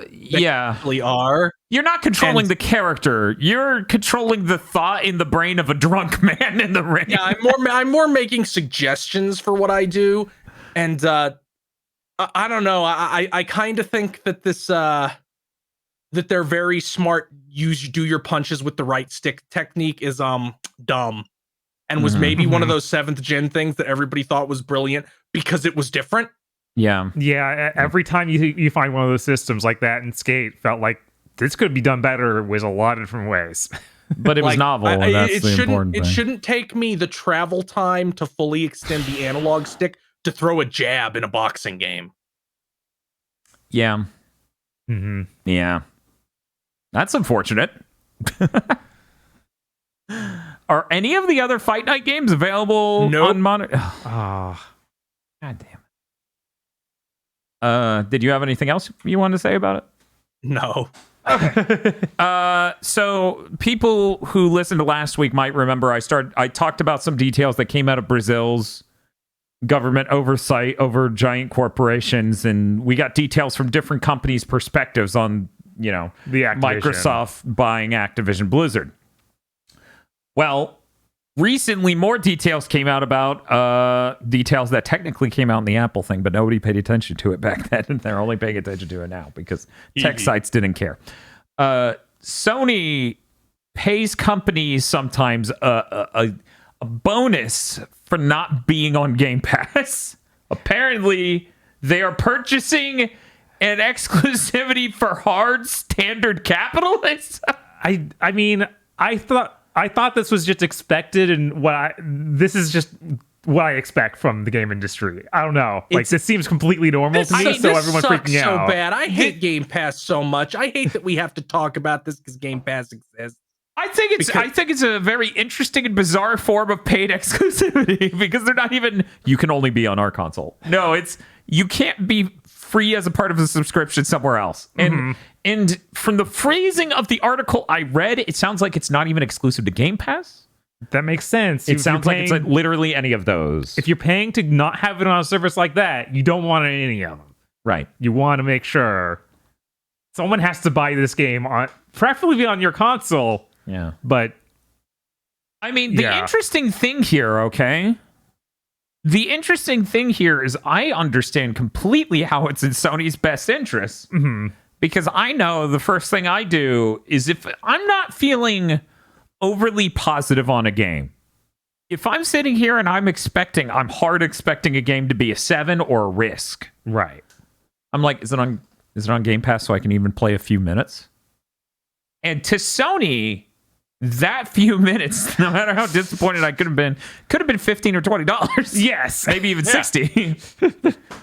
So it totally makes business sense for Sony to do something like that. That's insane, though. We're in a weird place of capitalism between that and the HBO Max delisting programs like it's the producers. Yes, because they can get some kind of. I need to know a specific example of a game Sony did this with. I need that to come out in some form. Because nice. These documents were Microsoft being like, we have proof this has happened, but we're not showing you.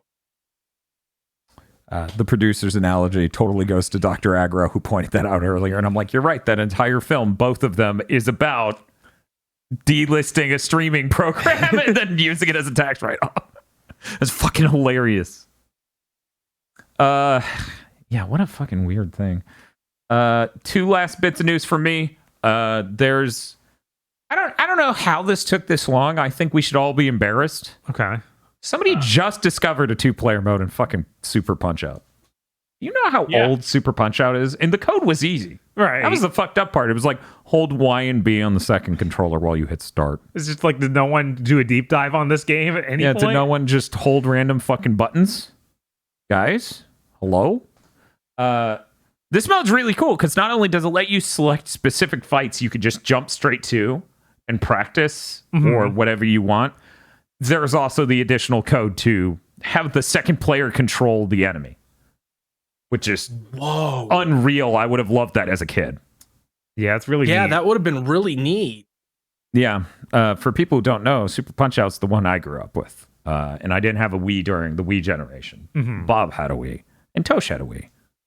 Not that I knew Tosh during 7th Gen. I think it met her at the beginning of 8th. Very end of 7th. Anyways. Yeah, so like the thought of having 2 players is fucking nuts. I feel like we would have found it sooner if people weren't like, Super Punch-Out's overrated. Original Punch-Out's the only good Punch-Out because they're all speedrunners. I'm just gonna Punch Out original. Easily the worst one. Like easily the lowest tier of the 3. I kind of feel that way. That's not to say it's a terrible game. It's just to say that Super Punch-Out and Punch-Out on the Wii are amazing. Maybe part of it comes from you get to play Zilmac in regular Punch-Out. That's definitely part of it because the fucking non-character from like Super Punch-Out people don't really like. But the thing that always bothered me about original Punch-Out is how many rematches there were. Yeah. I feel like I get to the point where it's like, you're wanting me to fight fucking Don Flamenco again? I'm leaving. Bye. Yeah, maybe that is it. Maybe that's what's up with that. Anyways. Next bit of news. Put out the fucking Forspoken trailer on Twitter, and I'm like, you can't keep doing this. You get feedback every time. Stop. Yeah, everyone yells that you make Every anything else, any other trailer. They're getting worse. This time might be the worst one because, oh my god, chat's just blown up. So let me get this straight. Anyway, they literally did the 2010s popular music video on a low budget thing of pop-up words one at a time, spin, and it's like, stop making the focus the words. That's already the problem. It's like the semicolon song from yes, from Lonely Island. Lonely Island, that's literally like the same vibe of you're putting the words on the screen. The the words are the worst part. I can't imagine this game overall is this bad. That seems impossible. Please, anything else. Yeah, how could you possibly keep it up this for a full game? Yeah, because this game, I assume, at least 18 hours. Probably. So how do you do that? I think it was Game Informer or someplace put up a cutscene a month and a half ago. I watched it this week because I needed to see something about this game that was real. And it's like the main character talking to this other woman, and the other woman's talking like a human. Then the main character is still doing quips. or still trying their best to be as annoying as possible. So I'm like, oh man, I can't wait. Yeah, Can't wait to play this fucking piece. it's a real shame it got delayed, right? I Yeah. think so, and here's why. Okay. We could have had the back-to-back Resident Evil Netflix and then Forspoken. Yes. And then at Game of the Year, we could have been like, worst thing featuring name of main character's actress. Yes. Now it has delayed itself in a year that seemingly is going to be one of the most stacked years we've had in a long time. But it's okay. We don't know stuff that's in January for next year already, except for Dead Space remake. And that's like not And the much. spiritual successor to Dead Space. Isn't that No, actually that's December? December. Don't worry. I mean, we always tend to like be like, okay, January doesn't have that much stuff, but it has basically every year since like 2017. Yes, Yes, I know. It's just that we January don't. has had shit. Yeah, We don't have anything announced yet. The things that will seal its fate just haven't been announced yet. Right, probably. see, I thought Callisto Protocol. Not that its fate didn't come pre-sealed, if we're being brutally honest. I thought the Callisto Protocol came out 2 weeks ahead of time. And it's a whole month. Fuck them. Yeah. I'm like, come on. Okay, I am looking at it now. Forspoken comes out 3 days before the Dead Space remake. A Battle At of least the- Titans. Yeah. God, the Dead Space remake looks like such shit. Why are they even bothering at this point? You know, I'm excited to try it. I hope it's good because I really enjoyed my time with Dead Space 1, even though I let a total sicko play the game for a certain chunk because he convinced me the most optimal way to get trophies was to stick with the basic handgun the entire playthrough. And at a certain point, I'm like, James, I can't do this shit. Of course it was him. I'm just like I said, the most exciting thing about the Dead Space remake is going to be the Kroby Cat video directly comparing it to the Xbox Series boosted version of Dead Space 1. Yes. Best video from Kroby Cat since Dead Rising 4.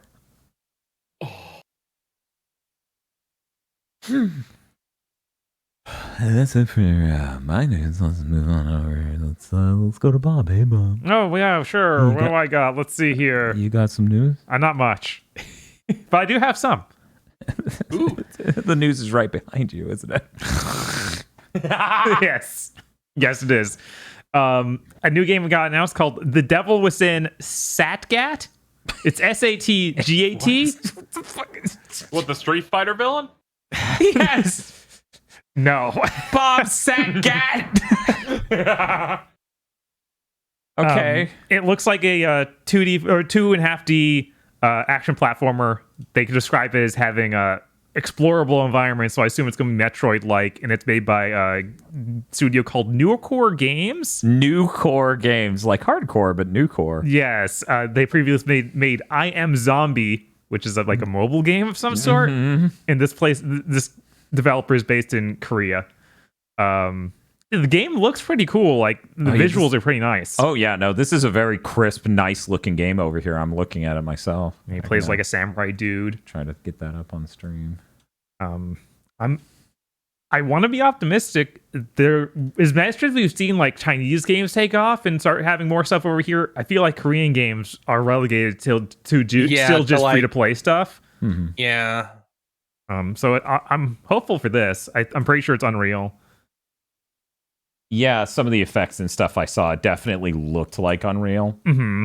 But yeah, this is pretty cool. You seem to be some sort of swordsman. Yeah. Doing an action platformer, kind of like imagine a Strider or some other action platformer game. And yeah, no, it looks really nice. And like they show like a boss battle sort of thing in this trailer, and I was like, oh, that's really neat. You got like, it almost feels like a Contra enemy, but Yeah, it's like sort of mecha head that shoots lasers out, and I was like, yeah, that's pretty Contra. yeah, no, that's cool as hell.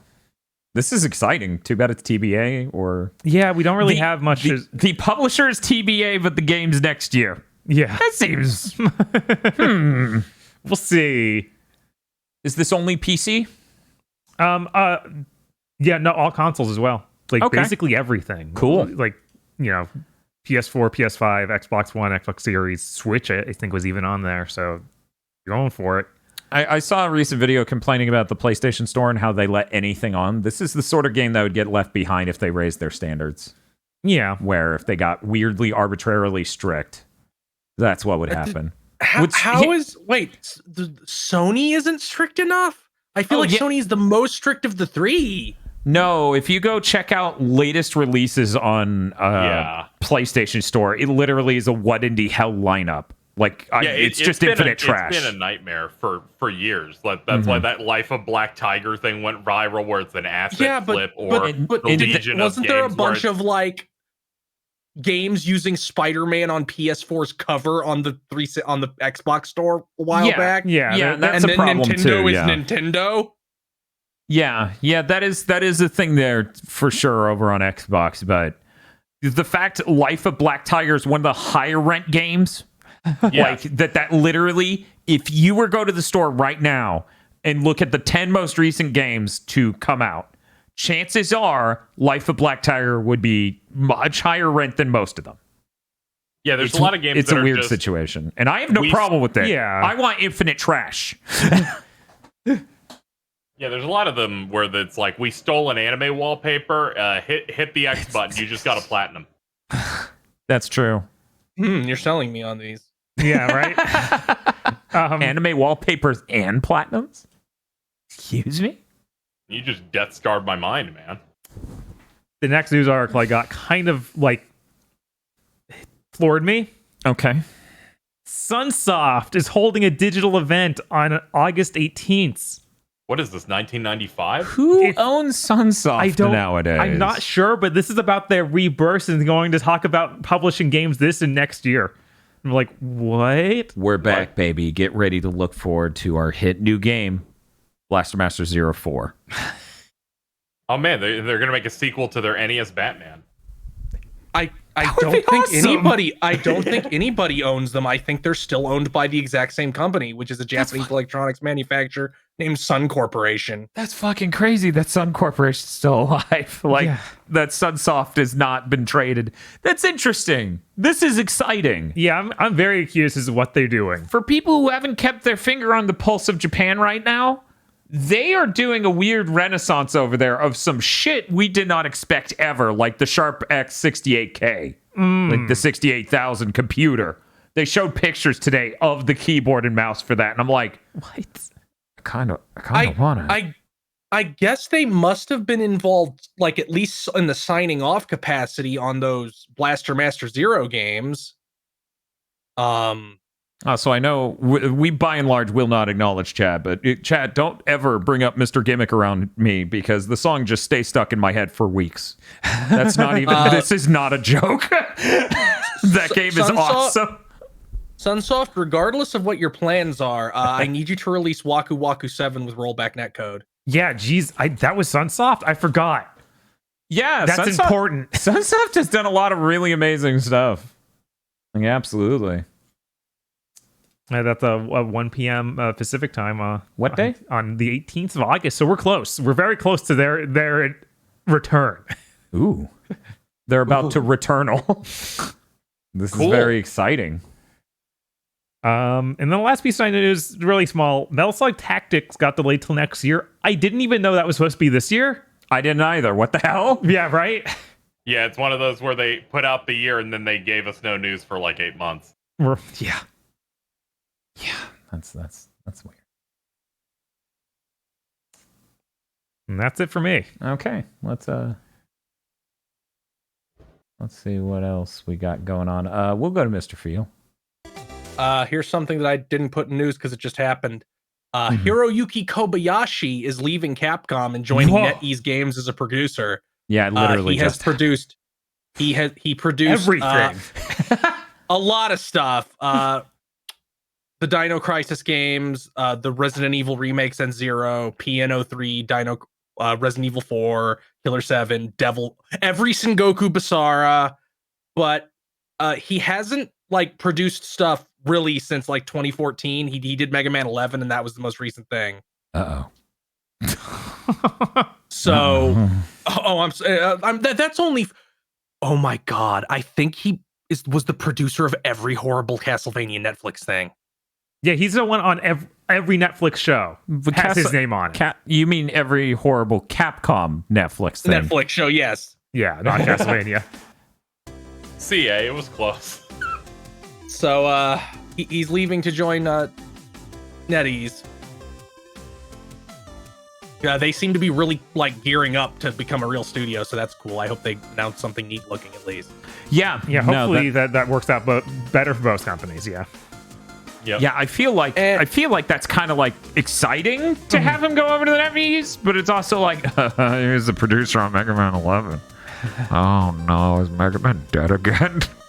Where he produced where I said he produced for everything at Capcom for the longest time. I'm like, I don't feel like this one's dead because he's gone. But like you know how it is over there with Mega Man, especially because fucking they're like, that's Keiji's baby. We should just leave it in a dumpster. Yeah, but they introduced us to the dude who was supposed to take his place. I don't remember his name, but he wore the Mega Man on stream. Yeah.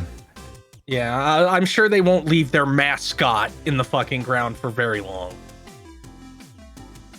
So this is another thing that isn't my notes, but I want to mention just because it's very strange to me. So this game called Soccer Story got announced.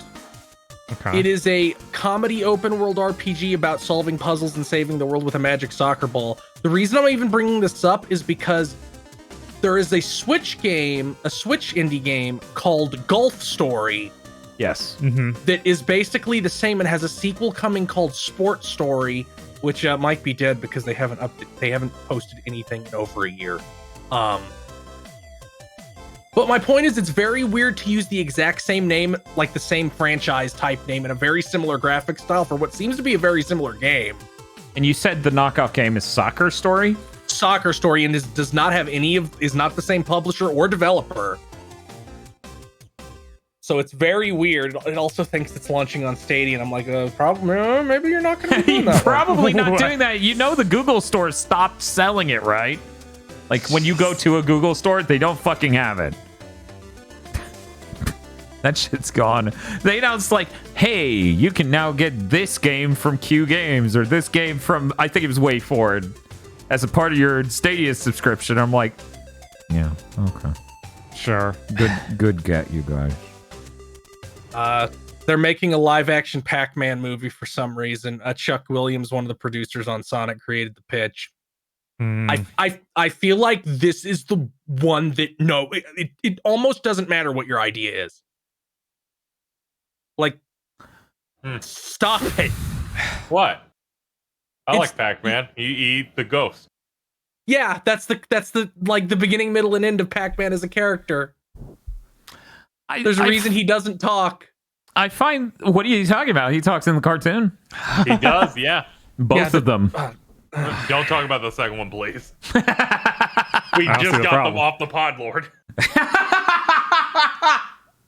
Yeah. I'm interested, but I have like this. This just seems like we got the thing. We got something. We have to make more money every single quarter forever. So we're now at the point where we have to try and do a Sonic type movie about Pac-Man. Yeah, I don't know that Pac-Man holds up to a movie format. That seems weird, but I'm always for the animated series and other fiction around Pac-Man because, you know. I think the perfect format for Pac-Man would be 8 to 11 minute animated shorts where he does not talk. Made by Tyson Hess. Yes, actually, I was specifically thinking of those. Yeah. Oh, wow, I was thinking the Mickey Mouse shorts, but yeah, absolutely. What happened? Yes. Pac-Man runs over. I could get behind Pac-Man sounding exactly like that. That would be great, actually. Yes. Yeah, it's like Pac-Man's definitely a big enough icon that you could make, like, I could see movie execs being like, we can do this, but can it be written? I have no idea. The best thing to me is I feel like Pac-Man's one of gaming's classic IPs that's aged the hardest. Yes. Where it's like most people who are under 20 don't really know about Pac-Man because the only thing to release somewhat recently, like luckily we're getting the remake, right? Mm-hmm. Yeah. But aside from that, it's that Wii U bizarre creation that's the multi-platform. Well, they put out like cartoon. weird collections or like enhanced versions all the time. That's true. Yeah. I just feel like Pac-Man's been in a constant decline from Pac-Man Fever, and it's been not very graceful. well, maybe if Pac-Man World sells well enough, they'll try and do something like that again, maybe. Obviously, the movie is going to inspire a whole new generation of games. Packheads. I'm looking at this. Since it's the producer on Sonic creating the pitch, my brain imagined them just doing the Sonic movie again, where Pac-Man arrives from a different dimension. And like has to hang out with Owen Wilson. Yeah, it's gonna be like a firefighter or something, and they're like, and then Pac-Man can get a girlfriend, and then Namco says, no, never. He will never have a significant other. Wow, what do you mean you've never been to an Olive Garden? No, that's Red Lobster. We need Red Lobster for this one. It's the same overarching company, so whatever, sure. Yeah, it's like fucking the same parent company owns both. That deal has to be easy to make. And that was this year news. Marvel Midnight Suns, which is the Marvel XCOM game that I found out has been in development since like 2018. Yeah. Wow. Has been delayed to 2023, but that's only for the PS5 series and PC versions. The other versions are delayed to I think we're now entering that. Stop looking. We're now entering that era of the cross-gen phase where the last-gen versions start to drown. I feel like Ragnarok will probably be the last big one. Yeah, it does feel like Mortal Kombat X, where it's just like, where are the last gen versions? What? Who? Who are you? What? That's great. But yeah, I will say I did look up some of the marketing for this, and they post about this game like every 2 days with like I don't think it's adding and other stuff. I don't think it's in trouble. I don't think it's going to be canceled, but I think the last gen versions are going to get canceled. Yeah, the last gen versions very well. Mine. I was just interested because I also forgot about it the past few months, and I'm like, how's it doing? Yeah, the thing fucking ugly is Wolverine. The thing somebody told me, every costume here looks so bad. The thing somebody told me is that Disney is not very wise with some decisions, and it's like, well, we only make PC because this is fucking Firaxis doing this. So it's like we only make PC games, ship on every single platform. And it's like we can try. They farmed out to another company when they did the XCOM ports that ended up being kind of alright. So. Clearly, they need more time to acclimate to doing all of these different machines. You definitely don't want PC gamers to hear the PC version's probably fine, and they're trying to figure out the console version. those guys have a chip on their shoulder enough as is. Yeah. So, in shitty news, Unity has signed a multi-million-dollar contract to help the U.S. government with defense. Unity has signed a lucrative contract with enterprise technology firm CACI that will see it become the preferred real-time 3D platform for future systems design and simulation programs across U.S. government. Imagine being somebody who's like, we're making our game with Unity. I came up with this really great thing, and that I added to the Unity database so other developers can have a solution to this problem I've just fixed, and then it gets used to bomb somebody in another country. I woke up to this news and went, holy shit, the joke I made last time is true. It's just a monthly announcement now. Every month is going to be a new nightmare. Yeah, I have to wonder how long until they get out of all other markets and they're just like, yeah, this is just a military contract company. Yeah, I don't know, but man, it sure would have been great if the EA didn't buy Criterion and we had some third engine. Yeah, that'd been great. I was thinking about that in the last week of how renderware used to be a thing, and then weirdly enough, it got deprioritized as a third-party, multi-platform, very open license engine. It sure would be nice if we had a large engine used by multiple people. It's funny that they did that, though. It's funny that EA went, we're shutting that shit down. Check out Frostbite. The engine that ruins every single game we force people to make with it. It's neat that your game can run, your engine can run all these different games from different genres, but let me tell you, we'll figure out how to get this one to do it eventually. Mm-hmm. No, you won't. This sucks. Yeah. No, absolutely. I wish there were any way. Tim Sweeney rubbing his hands together. I know. Yes. Come on. He doesn't. I don't hate Tim Sweeney, but stop giving him some free dubs. Yeah, he's clearly Tim Sweeney is nothing against him, but he is clearly a man that needs to only receive like 60% of the dubs he currently receives. He needs to stay humble. He's bloated from all these dubs. Please. Just Stop drowning in it. I like how we're like maybe not the biggest fans of Unity because we've played a lot of games made in Unity that Because didn't we have have a lot, eyes. because and then nerve endings, and we're still like, no, Unity's fucking important. What are you doing? Stop they've ruining been getting their everything. shit together too, and it's simpler to Yes. use in some ways than Unreal. A lot of people were like, I was teaching my kid game development using Yeah. Unity because you can't just throw them into fucking Unreal. Mm-hmm. And but now it's like, well, they're doing all this fucked up shit. Yeah, it's fucking awful. Yeah. That's the Yeah. end of Feels News. Where to move on, KZ? All right, first, some quick ones. Kingdom Hearts Dark Road. This is that mobile game that was shut down, I think, over a year ago now. They're going to give you a bunch of cutscenes to finish the rest of that story. It's been delayed like 3 times. It's finally coming out in just over 2 weeks on August cool. 26th. Sure hope it does that. This one they had to lock it in. Okay. They kept saying we're going to show you the recap of our 20th anniversary show, and that was 4 months ago. And I'm like, what's taking them so long? And it seems like they were waiting until they knew this shit was done, to the degree where they're like, here's a date for both territories. Because thank God, if they were going to just do Japan only for a week, I was going to be so pissed. I don't want to rely on Twitter translations for your big story reveal. So there you go. That's that quickie. Next up, this was announced today. Fortnite's getting Dragon Ball content on August 16th. Yeah. They did this by having Shenron just appear on some key art on like one of the locations there. Ooh.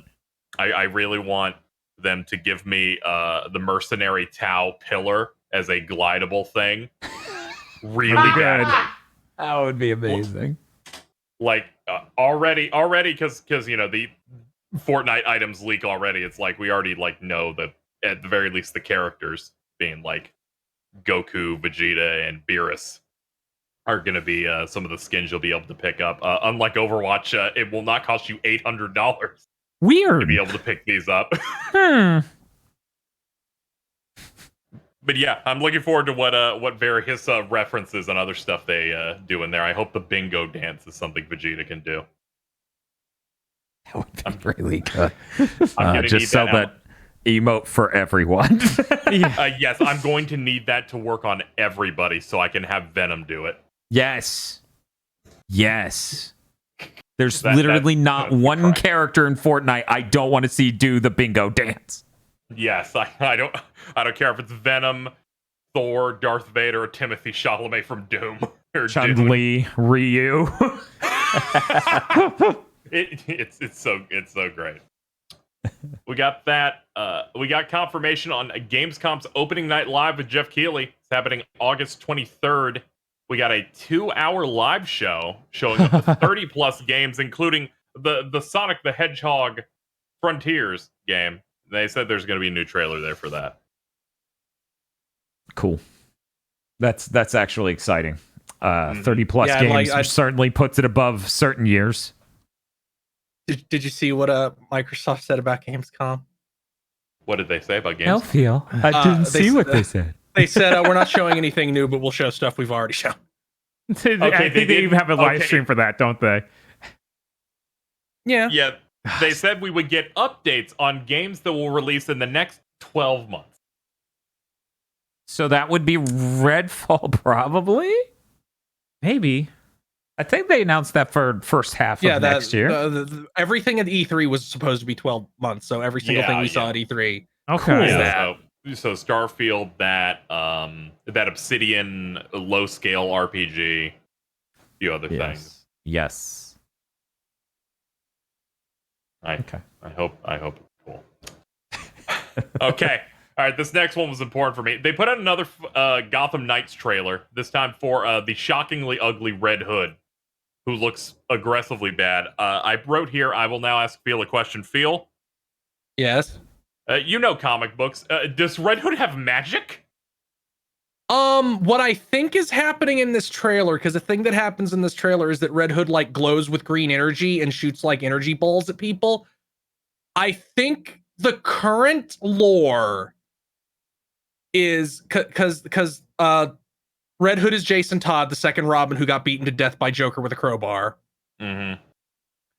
And the original reason he came back to life is because Superboy Prime punched the walls of reality because he got stuck between universes. What? So Superboy Prime was punching the walls of reality so hard that it caused glitches, and one of the glitches made Jason Todd come back to life. I think they have since retconned that to be Raj Al Ghul felt guilty about it because he's always trying to get Batman onto his side. So he took Jason Todd and put him in the Lazarus pit that makes him immortal and brought Jason Todd back to life like that. And I assume that is what this shit where he's like shooting green energy and growing demon horns and shit comes from. But honestly, I don't know. I'm not. There might be something very new that I'm unaware of. But I assume because it's the same kind of fucking green as the Lazarus pit that it's that. I think they gave him air jumps, like double and triple jumps in a previous trailer as well. So I guess. Yeah, and he's like jumping on. He's like doing air step. Yeah. Because there's like sigils under him, so I assume it has to be some shit with that. Yeah, I thought that looked a little wacky, and I'm like, I'm sure you have some sort of comic knowledge for it. So I was like, might as well check that because I don't want to talk about the trailer. The game doesn't look very good. Yeah, it's really funny how transparently they're like, this game looks like shit to actually watch play. Our trailers need to just be canned animations. And usually I don't want to think like that or default to it, but they showed the gameplay once and then never again. And then it's just been these types of trailers that obscure it as much as it can. Yeah. Yeah, that's Gotham Knights.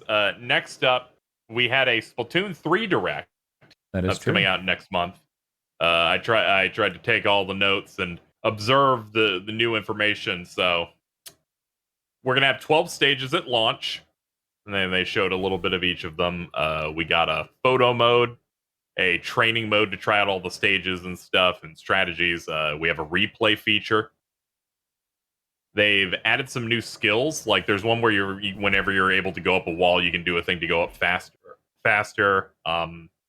When you've like dunked into the ground, you can now do this dodge roll where you dive back up really quickly and you flash, and that just reflects ink if you get shot at. Yeah, based on how it looks in the trailer, it's kind of like Mario 64's weird triangle jump thing where you're going a direction and then you go the exact opposite direction, and it gives you a little bit of ink deflection, and I'm like, that's pretty cool. Yeah, no, I was hoping that they would add something like this, something to make movement in that game more fun.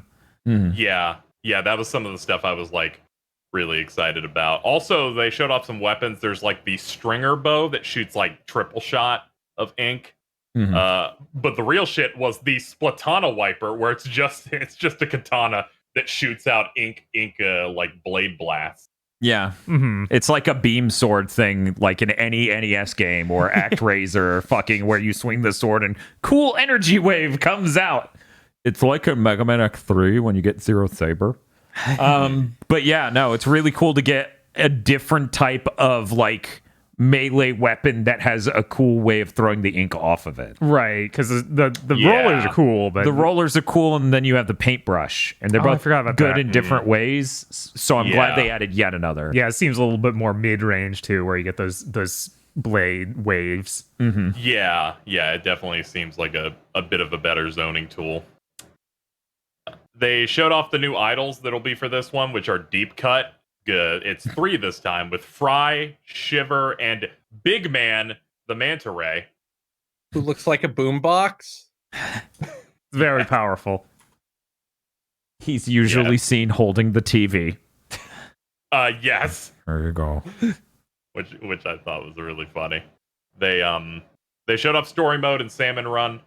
They look like what I would expect from both of them. They said story mode's gonna like end the story that they've been doing since 1. Mm-hmm. Showed off the stuff, and all of that looks fine. Doing sense of 1. There was story in 1, I swear. I fucking lost it when they're like, the story mode's still in a manhole. And I'm like, come on! Please. You want a story? Go to the fucking sewers. That's where you belong. And I'm like, oh. which is very weird, but sure.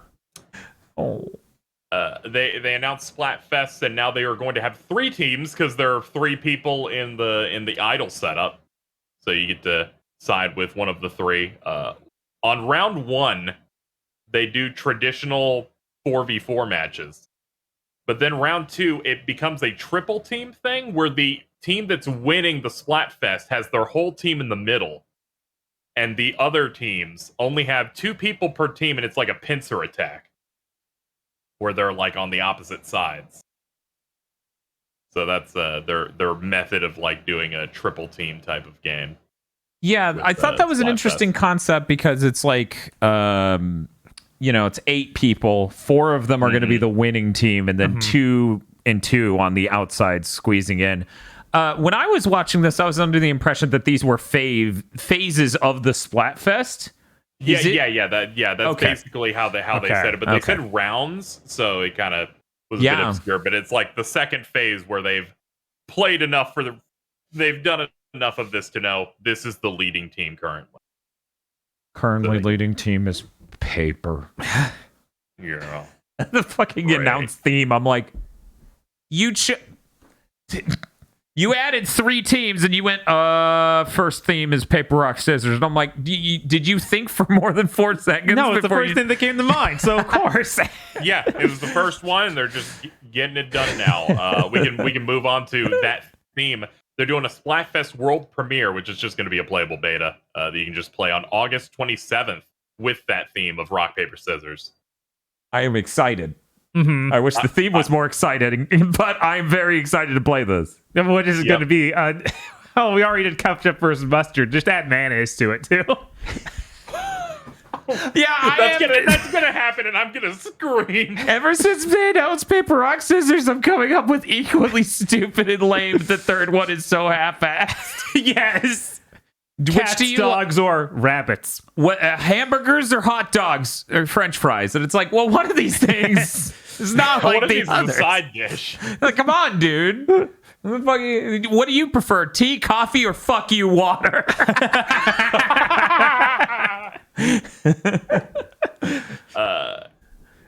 Let's see. They also announced Table Turf Battle, which is going to be a 1v1 card battling mode with over 150 cards to collect. You get a starter deck when you start, but it's using like square units to do like turf battle stuff.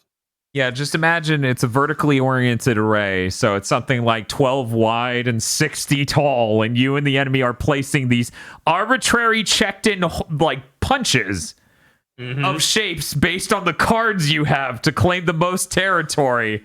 I'm like, this is what the Splatoon team does when you give them money. Right? It's like the expanded single player. No. Here's our card game. This will be fucking hilarious. Story mode. It's going to finish the story established in one, Bob. Yeah, I saw a cutscene. That does make it the most elaborate Splatoon story mode yet. This is hilarious to me. I'm like, oh, it's going to be like Battle Network. Like, for some reason, when they first showed the grid, I was like, okay, cool. And then I'm going to place... No, it's... What? Like, I thought I knew what it was going to be, and then it just was something else entirely. Yeah, au contraire. Tetra Battle. Stunting on Halo Infinite, there will be a battle pass called the Catalog. They plan on having a new catalog every 3 months for 2 years. How do you do that? I thought that was impossible. Okay. And they're free? They didn't say anything about charging them, and I didn't see any like text, because they usually put a little tiny text to tell me when I have to pay money on something. That's true. Yeah, Nintendo seems to be pretty resistant to this kind of trend. Yeah. Which is why it's kind of crazy that they started adding in quality of life features for Call of Duty Modern Warfare 1. Where they're like, hey, shit, online games should do. They're adding it in. Holy fuck. Choose a custom cool banner to put your like cool logo over, and this is what people see, and they think you're awesome. And I'm like, that's cool. Where else did you spend the money? They're like a tabletop card game, and you get battle passes for free. And I'm like, oh, because it seemed like free. They would normally have a pop-up. What's up? The locker. Yeah, I was going to say, And then they go even weirder and they give you the locker. And the locker's like a just like, customizable locker. throw some shit in there. And I'm like, oh, cool. A skateboard. Can I use this skate? No. Okay. No. If I put it in the locker, will it be better quality video in a year? Yeah, you're putting it in the digital locker.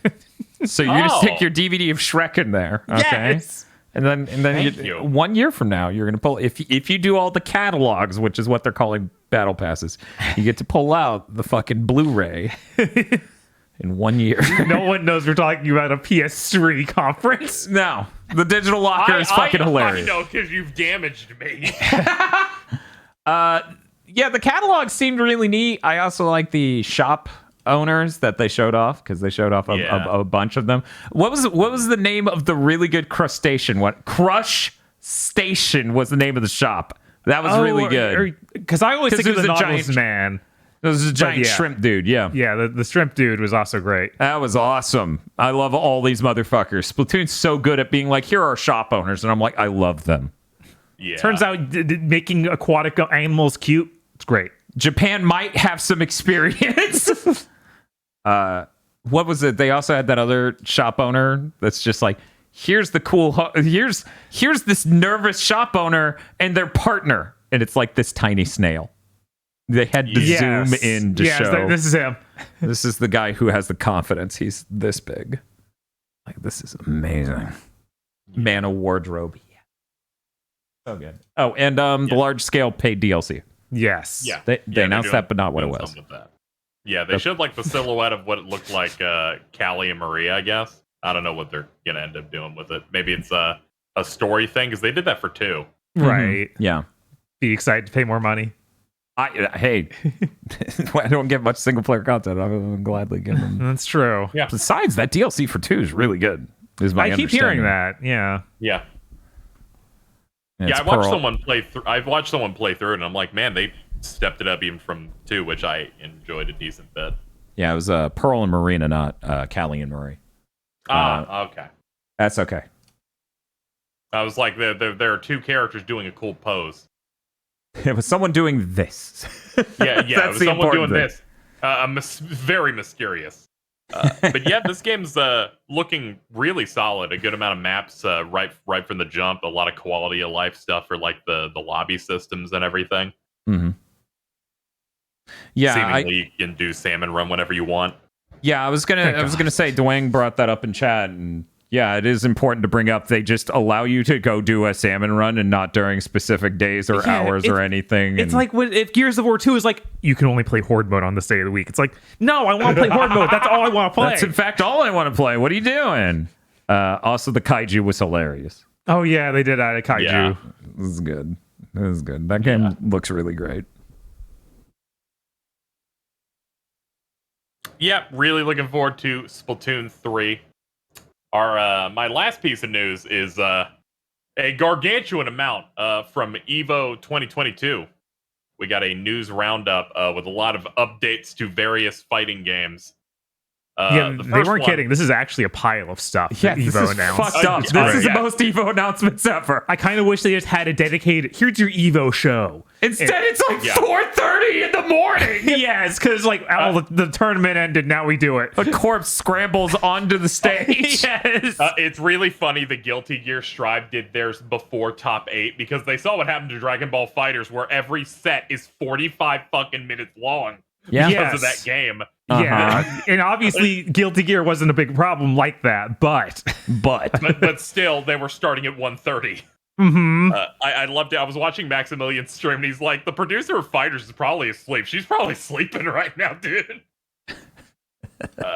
So first up, Persona 4 Arena Ultimax has that rollback netcode update that they promised. So it's been released for real now. Yes, it has now properly been released for PS4 and Steam. Cool. That's the first one. Next up, Samurai Showdown showed a trailer that said embrace death. Then they cut off the death and said embrace rollback, because they're putting rollback into the game next year thanks to Code Mystics and the KOF 15 rollback they used. Yeah, it's sad that it's taking that long, but whatever, it's happening.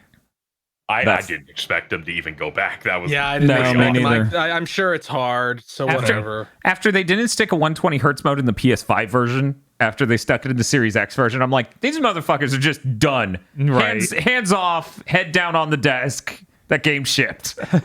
And I was fine with that. But hey, cool. Great. Yep, coming to everything but Switch. They said it was impossible. That's fair. They're just like they're I just. forgot they're that game just was like, on the "We Switch." cannot The do Switch doesn't even have a fucking wired connection by default. Yeah, I know. I also forgot. Yeah, that so they what's the actually put it point? on there. Well, I guess rollback actually would smooth out it- Wi-Fi only a lot. It helps but a whatever. bit, but missing packets cannot be figured out. Next up, we got King of Fighters 15. The Team Awakened Orochi is out. Okay, moving on. Team Samurai was announced with Haomaru, Nakaruru, and Darly Dagger. Cool. Cool. I love that shit. Nakaruru's such an inspired choice. Then they gave us a teaser for Season 2 by showing us at least some art for Shingo Yabuki and Kim Kafwan. I believe that's the dude Kim with the pants. Kafwan. Kim Kafwan wasn't in the fucking game already. Okay. No, people were yelling about that for months. Yeah, 'cause that's it's like, insane. He's like, that would be like if they shipped a Street Fighter game without Chun-Li. yes, he is in literally everyone except this one. That's fucked up. Like that he's not in the first season is absolutely insane to me. But season 2 looks great. Like him and Shingo. Yeah. Yeah, those are great. I can't carry that much either. The last two teams. Okay, here's my guess. The only reason it's taken him this long to get in is because they didn't want to reveal that a specific character was evil yet. Because the thing that happens with Kim Kafwan is he has like the evil detecting face that he'll do when he's talking to a character that's evil, and he has never been wrong. You're making some good points here. That's amazing. So yeah, we started having the conversation about when was the last time Shingo was in one of these games, and Bob and I really dug in on this, and then he's like, 11? Yeah, King of Fighters 11. Wow. That's a long time ago, guys. Good lord. Jesus. Shingo, I don't think has ever been rendered in 3 dimensions. Wow. He's not in maximum impact? I don't think he is. Someone could double check it, but I don't think he was there. That's amazing.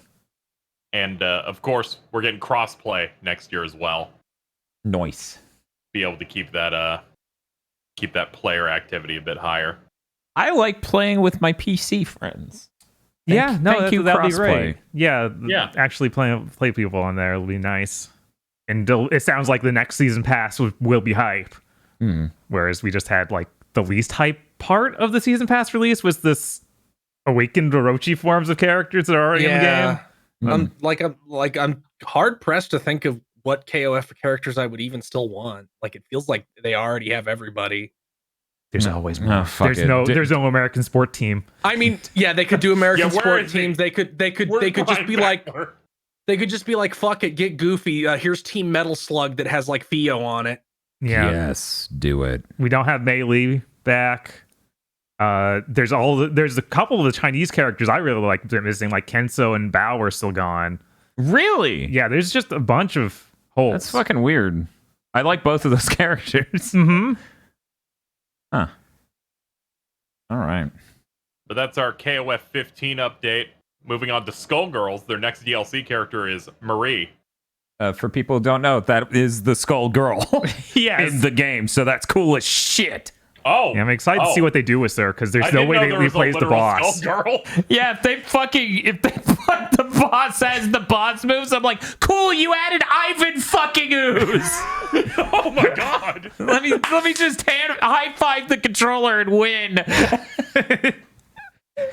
During that character poll, they did have a character that was like, this is inspired by Ivan Ooze, but it was not Marie. That's true. That was not Marie. Thank Christ. Yes. That would have been. So that's actually really hype as a Skullgirls fan. I'm very excited to see how they pull that off. They've been doing a great job of picking characters to make. Yeah, like I wasn't excited for Black Dahlia until they showed gameplay. I was like, oh, that looks great, actually. So I'm sure they'll come up with something that makes me really happy for Marie as well. See, I'm a man of superb taste, so I've always been excited over the concept of Black Dahlia getting added to the game. But yeah, no, her shit she does in combat is really cool. But yeah, good picks. Good picks. Yeah, it's great. Yep. I hope that they sell enough that they get to do even more DLC, because they talked about we're going to do 4 for sure. But if we go beyond that, hopefully we can do a 5th with this one DLC season pass, and that'd be great. Yeah. So hopefully they get to do that. Yeah, nothing but good vibes coming out of Skullgirls. Really happy about the comeback, it feels like. Between it getting new DLC actually being at EVO. Mm-hmm. Yeah, really good. Next up, we have the Dragon Ball FighterZ announcement. They opened it by saying, the game is done. We are not adding new characters or stages. And then followed up by saying, it's getting rollback netcode in a native PS5 and Xbox Series version of the game. Yeah. Thank you. Thank The God. game is Thank now you. immortal. And then they said, if you have a PS4 and Xbox One version, use Smart Delivery or whatever service they have to get this new version. Thanking fucking God. Christ. I would Seriously. even be willing for it to be a paid upgrade because you're giving me rollback. Same. Mhm. I'm just hoping 4 for better years load after? times. Yeah, I would also like that. Yeah. Before we move past Arxis and this exact tangent, they did also release that thing from like an interview with the president of the company or something. Was like, yeah, we want to get more into using other people's IPs like this that are popular in the West. So hopefully we get to see something else. Which is amazing because I never hear an executive at a company go, I too see what's fucking obvious in that fighting games are popular and are a great way to get casuals in is using new IPs. And it's like, thank you. Yes, please. Fighters is one of my favorite fighting games on the PS4. And also, before we move past it, they announced a new Garo. That was later in the news. Oh, was it? Yeah. Oh, yeah. Yeah, I added Okay. a little bit. Okay, because I thought that they announced it yes. at the same time as the, They might have. yeah. But yeah, no, that's yeah, exciting okay. as shit that they announced yes. a Garo. But yeah, they Yes. showed that art, and I'm just watching Maximilian stream, the biggest Rock Howard fan I know. And he's shrieking for like 30 straight seconds going, this is going to be a fucking t-shirt or something. And it's like, we have greenlit a Fatal Fury / Garo game. Yeah, you don't expect that. No, I absolutely mean, not. we've made jokes in the last year of streaming about how they would never make Garo 2. They actually said, they hinted at this earlier by saying, I don't know about continuing the story of Rock Howard in our King of Fighters game. He has his own game series. And it's like, what are you talking about? That's What do you mean? I really love Garo Mark of the Wolves. I like played that emulated like 10 or 15 years ago and went, this is really good. It's one of my favorite fighters. Yeah, I think if people are interested in, not only obviously is the Mister a great thing, but I think it's on the Switch. I think you can buy so. Garo on Switch. I'm pretty sure it's on PlayStation 4, so It you is. play on your 5 and 4. There you go. Yeah, they it might ported it even, a few years ago. it might be one of those they had rollback to, but I'm not sure. Yeah, I forget if they put it on that or not. I think it is on that. Yeah, where Code Mystics just came back and saved a bunch of old fighting games. I think something is going to be important, and it's the reason they waited this long. Is the graphics need to do a jump up each time new SNK makes a game. So Garo needs to look really nice, and they probably know that. Oh yeah. yeah. 100%. Rock Yeah, Howard I and think Super they can Fidelity. do it now. That'd be You know, awesome. since presumably this will have a sane amount of characters, so they can, spend more time on how they look than they can with KOF 15. Yes. Metal B in chat says PS4 has rollback. Switch is just an arcade archives re-release. So there you go. Get it on okay. PS4 if you care. Which you can get that for like dirt cheap. I'm pretty sure that came out in like 2016 or something. Yeah, there's no way that's pricey. I'd given up hope on Dragon Ball FighterZ getting rollback. I popped up pretty hard when they have the producer there speaking Japanese, and she's just saying it, and then she says rollbacku, and the entire crowd explodes as they wait for the person to say it again 30 seconds later in English. Yeah, I have to wonder if they knew they would get that sort of response. They probably did, but you Right. never know. Namco's insane. They are. Speaking of Namco, Tekken 7 is getting another update. It's going to have balance adjustments and new battle tactics, they said. I think And that's just their then- way of saying there are new moves or adjusted moves. Okay. All right. And then they cut to that really funny shot in Tekken that has what's his name? Kazuya Kazuya. Mishima. Kazuya. I always get the fucking name for that family member wrong. He does the dumb smile, and then it cuts to next gen looking Kazuya with "Get Ready," which I guess is them. They're like, it's Tekken 8. Wait for a real show for us to show you Tekken 8. It's really fucking tragic that Street Fighter 6 stole their trailer for next gen consoles. Yeah, what that the they heck? used They really for Tekken did. 6 back in the day. You motherfuckers. This is That this, is true. this was a really great trailer though. Just if you're going to do a weird reveal like this where you don't want to show anything, to make it funny, Right. and they did that. Yeah. yeah. Yeah, the hard cut from PS1 graphics to the modern one, I'm like, all right, that's good. That's a good drop. Speaking of things that we haven't seen in a while, for Guilty Gear Strive, they announced Bridget is the first DLC character for Season 2. It's already out. The DLC is Yeah, she's already out. Yeah. Yeah. Someone made a tweet that made me feel physical pain when they said, the last time Bridget was in a fighting game, Garou was new. Yes, Yeah. it has been a And now while. she's back and they're making a new Garou. Yep. Yeah, no, it's insane. Her design is really fucking good. It is. Yeah. You know, 100%. It almost pisses me off. She might be the most adorable character I've seen in a fighting game. Ever. I'm fucking Like- losing it because I'm like, it really has been that long. Yeah, like, it's- I didn't keep track of every Guilty Gear between XX and Xrd. Yeah, they didn't not Nexard at all. At all. The only response I got when I said this again in a group chat was I think it was Dai saying, "Well, she was in a pachinko game." Yeah, I was going to say, she's not even in Guilty Gear 2. Nobody's in that. Except Sin, Kai, and Soul. I think that's it. You forgot about Izuna, that character that's never going to fucking appear in a Guilty Gear game ever again. Right, but he's exclusive to that game, so he wouldn't be returning. He maybe has the worst fucking design I've ever seen. I don't even know what they were going for. It's like, what if we made Amaterasu from Okami a guy, but like a really shitty looking dad? I was also thinking about how Oh, yeah, this Both- is a shit design. I've never seen this dude before. He's like, what the oh my God. This is the worst looking Guilty Gear character. yeah, no, he's awful. Oh yeah. Oh my God.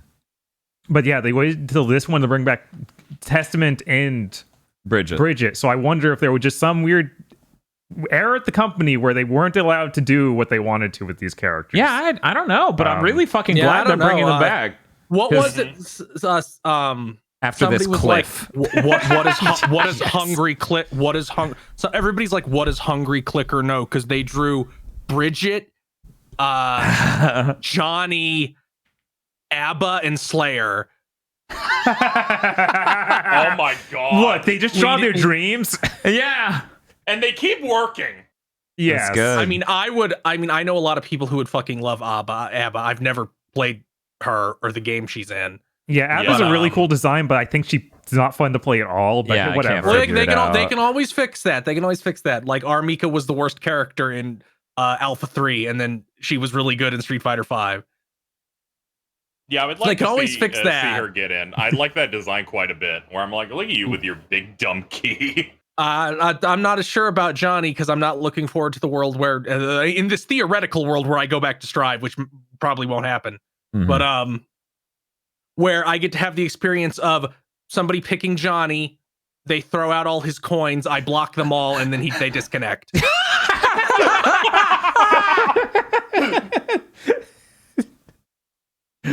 Which may in fact be the definitive way to play Johnny based on my experience with Right. people who play Johnny. Optimal Holy even. shit. It's hilarious. I've never heard of that.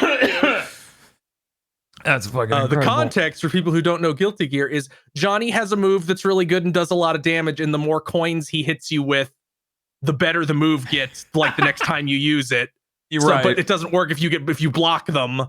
So you just sat there and burned all of your move be good tickets.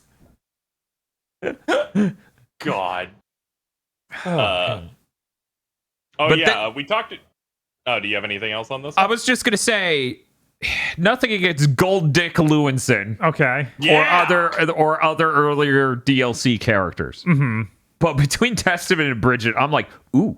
Like, I'm actually getting hype vibes. I mean, yeah, I feel like it's been good since Biking, because the 3 before that were all just kind of lame and story characters. there's and now all- it's been like, cool. Yeah. I'm never gonna knock on a company too hard for being like, okay, we want to make new characters. Right. Mm-hmm. I mean, But ultimately, at the end of the day, in a fighting game, I want the character I played before.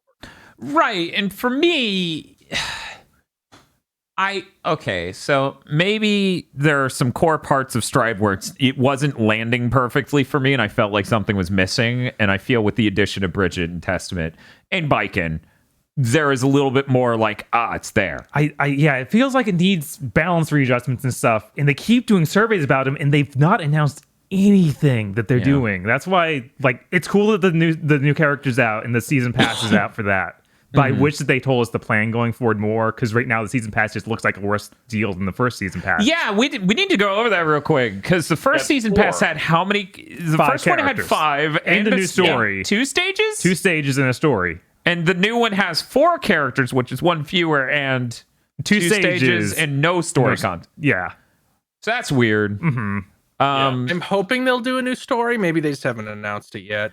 But yeah, I'm just gonna say for anyone who Gold Dick Lewinson is very cool, and I love him, and I love finishing a battle, and he pulls out the watch and he says exactly how many seconds that took. That's fucking brilliant. Yeah, no, it's amazing. I think that's the first fighting game character to do that. And the amount of times that he gets a phone call, gets distracted as someone's abducted by aliens is fucking amazing. I love that dude, but I'm gonna need you to put in RoboKai, because I need some fucked up 3D RoboKai action. I may hate his version of Kai's theme, but RoboKai's kind of fucking hilarious. And I need to see him in for sure. that fidelity. I need him in Strive fidelity. I need Jam, because that was one of my main. Yes, I actually played Jam, on Game Boy Advance. We need Venom. Like, yeah, Venom, it's just is weird like Venom you isn't absolutely there. need to. I was like, Eddie's here, but Venom isn't? How'd that happen? I'm looking forward to people getting mad when they introduce Venom, and like he reveals his new pre-round thing. I like men, while looking directly at the camera. and just like with Bridget, Gold Dick will respect all pronouns and how they are. The victory, the round 1 victory phrase occasionally is he just stares at the ground, seemingly zoned out, and just goes, "I'm thinking about penis." The entire time you said that you were looking for the missing piece, I thought you were just going to say they just need to add elf health to the game. I mean, they do 100%. That is probably my problem with Strive over Xrd, because Elfelt's the funniest character in all of Guilty Gear. Yes, I know it's going to cost a lot more, because you have to say more than anyone else on the cast, but it's worth it. Can they add Elfelt? That is a great question that I have no concern for. I don't actually know anything about the story. I don't think there's anything. I know that there's weird things. Okay. Yeah. Okay.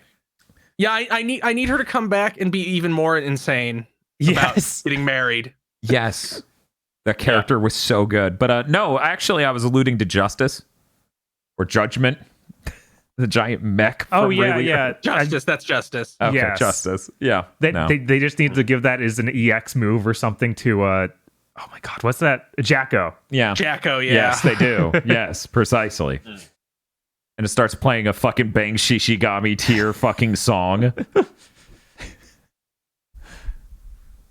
But these are good announcements. I'm excited for the future of Strive. What else did happen at Evo? Oh, yeah. We talked about it a little bit earlier. Melty Blood is getting... the game's getting heavily rebalanced. They posted a lot of stuff there, and all of it was just people popping up going, this is everything we need for this game. Yeah, and is launching alongside Neko Arc, and that's like later this month, the 18th or so. Very hype. Yeah. Mm-hmm. Like, they're really building on some momentum there.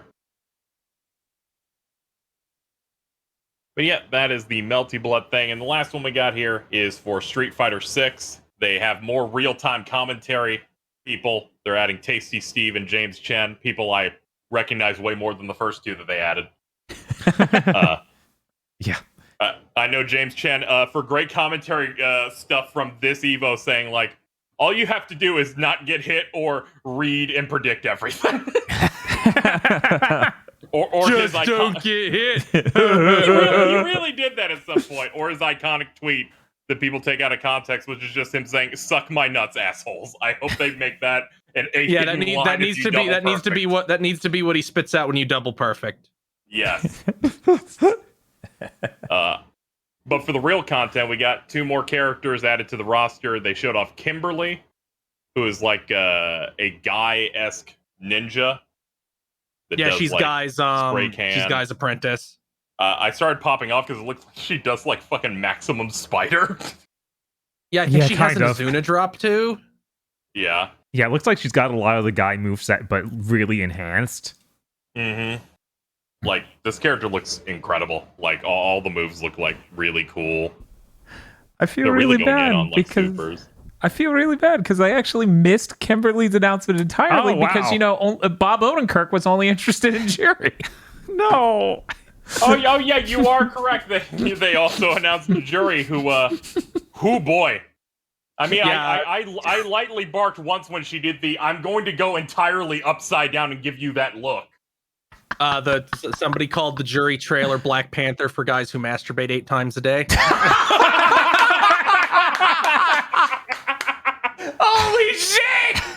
I like how I felt bad for barking once, and then my timeline went to another dimension. Yeah, Jury's new design's great. It's also been great to see on Twitter them being like, she has all her moves from 4 back. Even her outfit is like more reminiscent of 4. I really fucking hated how she looked in 5. I imagine Versus, every... like, I Every thought her character. 5 design was good. Like it didn't look good because nobody in 5 looked good. I'm not gonna be able to come back from this. Yeah, no, the black Yeah, sorry. Panther. Between But that, I liked like the motorcycle suit and stuff. I thought that was cool. Yeah, I also thought it was a how neat her idea. cat helmet works for her hair. I'm still dying because I just think of everyone going insane when she got announced and Field just going, man, people really fell apart. They got toenail polish inside their uvulas over this woman. Yeah, it's rough. People are struggling. Fucking crap full of dudes being like, I feel seen. And then like crust falls off them. I'll be right back. I like malicious and evil women, so I'm glad that she came in and that she looks cool as shit and she doesn't play like Street Fighter fucking 5. It's also nice that they got the voice actress back, so it's not like Chun-Li's, I think, is the only one that's changed out so far from what we've seen. No, actually, Guile's no longer Travis Willingham. He's like Ray Chase now. Okay. So it's Yeah, been so a few. Yeah, they switched out a few of the veterans except for Ryu. Yeah, it's like, you can't change Ryu. And also, I You- think Jury is that same level of... That's a very distinct, crazy girl voice. I don't think you Yeah. match that with someone else. Yeah, I'm like- Ryu needs to say the same so he can talk about how he likes water without any ice. Yes. Yep. I'm really impressed with a lot of the visual, like the visual details they're putting into this game. Where people pointed out that like Jury's title card is made out of like Korean characters, just like spell out the name in English. And I'm like, wow, they're really like they're putting their whole ass into this game. Yeah, I mean, every single thing they show off looks just amazing. Yeah. This is Yeah. the most I've been excited about Street Fighter in a very long time. It made me really, really, really want to play Street Fighter. And then it's like, all I have right now is 5. Like, That's not fair. No, I don't want to. No, we're gonna play Puzzle Fighter instead. But yeah, all the supers look really dynamic. Like the one Kimberly has just looks amazing, where she just completely blinds Luke in spray paint and fucking drops him. That's what most people want to do to Luke, judging by Twitter. Oh yeah, absolutely. I think he's funny as hell. Yeah, oh yeah. I think he's funny and stupid. He's a good goofy guy to be there to show get beaten up in all these trailers. Yes. So like they don't have Yes. Dan, because you can't just start the game and be like, our main character, Dan. They couldn't. It'd be really funny. He's like, I'm Street gonna Fighter tell you how 6, to... The Legend of Dan. This is how you're gonna get strong in these streets. Ooh. But yeah, that looks great. We'll likely see some more in the next month or two from Street Fighter. But that is the Evo news, which is all of our news wrapped up. That's great. Yeah. So much rollback, so many cool reviews. Yeah, Evo is great. Yeah, this was a great Evo. Holy shit. And the matches were also really, really great. The Street Fighter V one was super good. One dude just speed ran all of the losers bracket. It was kind of insane. Jesus, it's always cool to see that sort of thing happen. I like tuning into some of the Guilty Gear Strive matches, and then for no reason they start talking about Deus Ex and quoting the games. It was like find out, oh yeah, I guess that this Happy Chaos has a move called Deus Ex Machina. Yeah. I know writers who use subtext and they're all cowards. Exactly.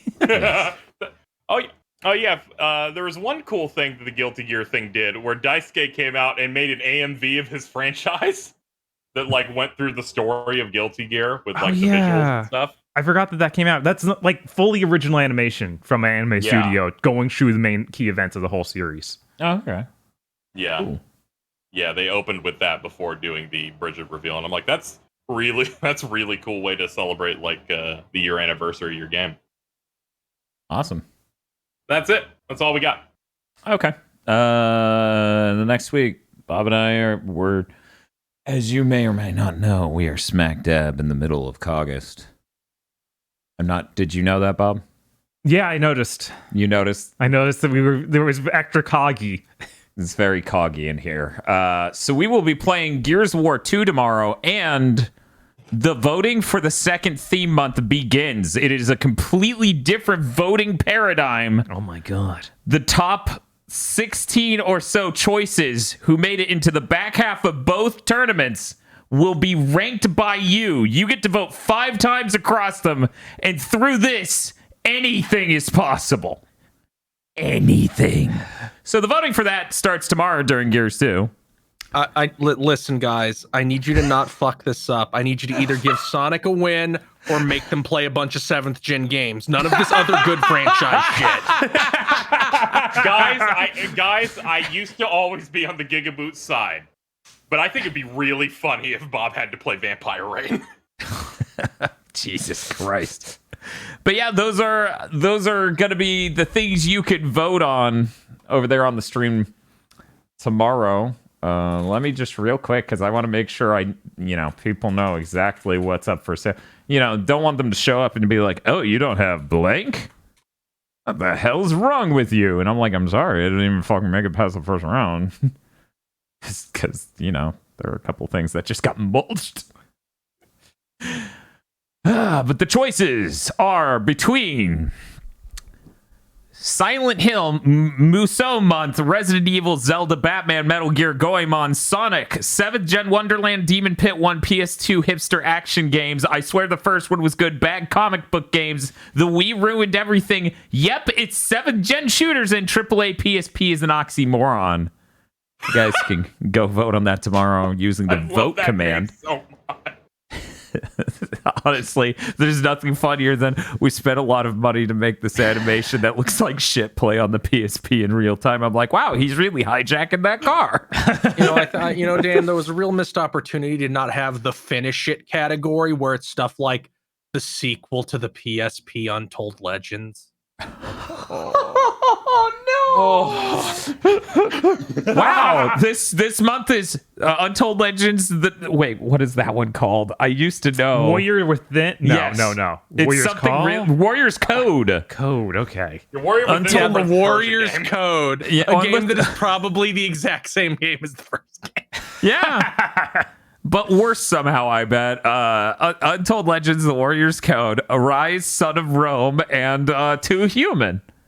Ooh, That'll be one whole month. God.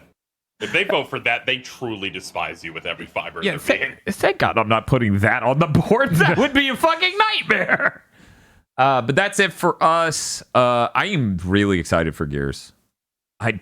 Gears 1, like, I wish I had felt good enough to stream again over the last week, but Gears 1 left me going, this was nothing. It's like I went to an expensive, overrated restaurant and I ate a wafer. Yes. That was it. It was terrible. Yum. Very disappointing. So, as such, I'm super fucking hyped to figure out why anyone likes Marcus Phoenix and why everyone hates, is it Dom? Baird. Baird. Yes. Why everyone hates Baird. Because all throughout 1, Baird's like, here's this practical idea we need to do to get this plan to work. And Marcus every time is like, shut up. Blow it out your ass. I don't need any nerd shit. And that's what we got going on. KZ, what do you got going on? All right, so tomorrow I'm going to be doing a single stream playthrough of Yoshi's Island because it wasn't a goal, and I'm like, if I'm going to do something in a one long stream, I should do something I'm interested in. And then Are you gonna try and get those bonus levels? I might on some of the early stuff because I do have a decent memory of the first couple worlds like stuff, so I might try to get something in there. But we'll see how that goes. I'm running some stream goals. Initially, I forgot you were going to do additional tournaments for themed months. So when it lost, I activated the nuclear option. I'm now doing stream goals for Sonic Month on my side. So I'm doing it in chunks where I do a few games per stream goal. This first one's going to be the Sonic Origin Classic games alongside the 2 adventure games and Heroes. So if we hit the first goal for that, we'll do those, and then the second set's going to be so bad, guys. That second set's going to be you've Shadow, gone through all Sonic the 06, ones. Secret Rings, and I think something else. It's going to be like the most noxious one of them all. Oh my god. Great. Yeah, and my goal to play most of the Sonic franchise that I give a shit about. I'm probably not going to touch any of the Dimps fucking portable ones in the What about- anticipation for Sonic Frontiers. What about Sonic Labyrinth? I need to Not put Sonic Chronicles as a stretch goal. I don't care how you can ask however fucking much you want, but you need to give them the option to inflict that on you. I'm not. I can't do this, man. The only way that would happen is if you co-hosted the entire thing. Fuck no. Oh, fuck that. I did that shit for free. They didn't even have to give me money. It was like, I must play everything BioWare made. And you're much better for it. That's what my plans are. Moving on. Okay, what do you have going on, Phil? I'm gonna stream Sonic or Omens. Oh, That cool. came out. That's Ooh. awesome, because I'm a lazy shit who wants to see it, but I don't even want to install it. I want to know what that is. I want to play it. I want to see the game that people are saying, this is edgy and bad. That Sonic fans are saying that about? Right? Yeah, I know why. It's gonna be exciting. So I'm excited to see that, and I'll be like, You is are this the better or worse you are than the Sonic Forces? fan game. You're the Sonic fan game like lead here. As That's true. outlined. That'll You bring played me up. 4. That'll bring me up from 4 to 5. Damn, I'm really trailing at 3. Don't worry, I might play Super Cream 64 also, and then I'll be at 6. Oh, that's twice as many. Okay, well, that's gonna do it for Big Thing Dimension. Play it, Johnny. Johnny's dead. Oh no, Johnny, why? Must have wasted all of his coins.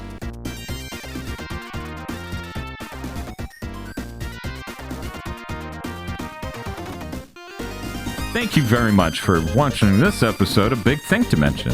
Podcasts such as this are only possible because of your support over on patreon.com/gbpodcast, where you can watch Isolation 119, along with getting some movie commentaries and a lot of more stuff. That's patreon.com/gbpodcast.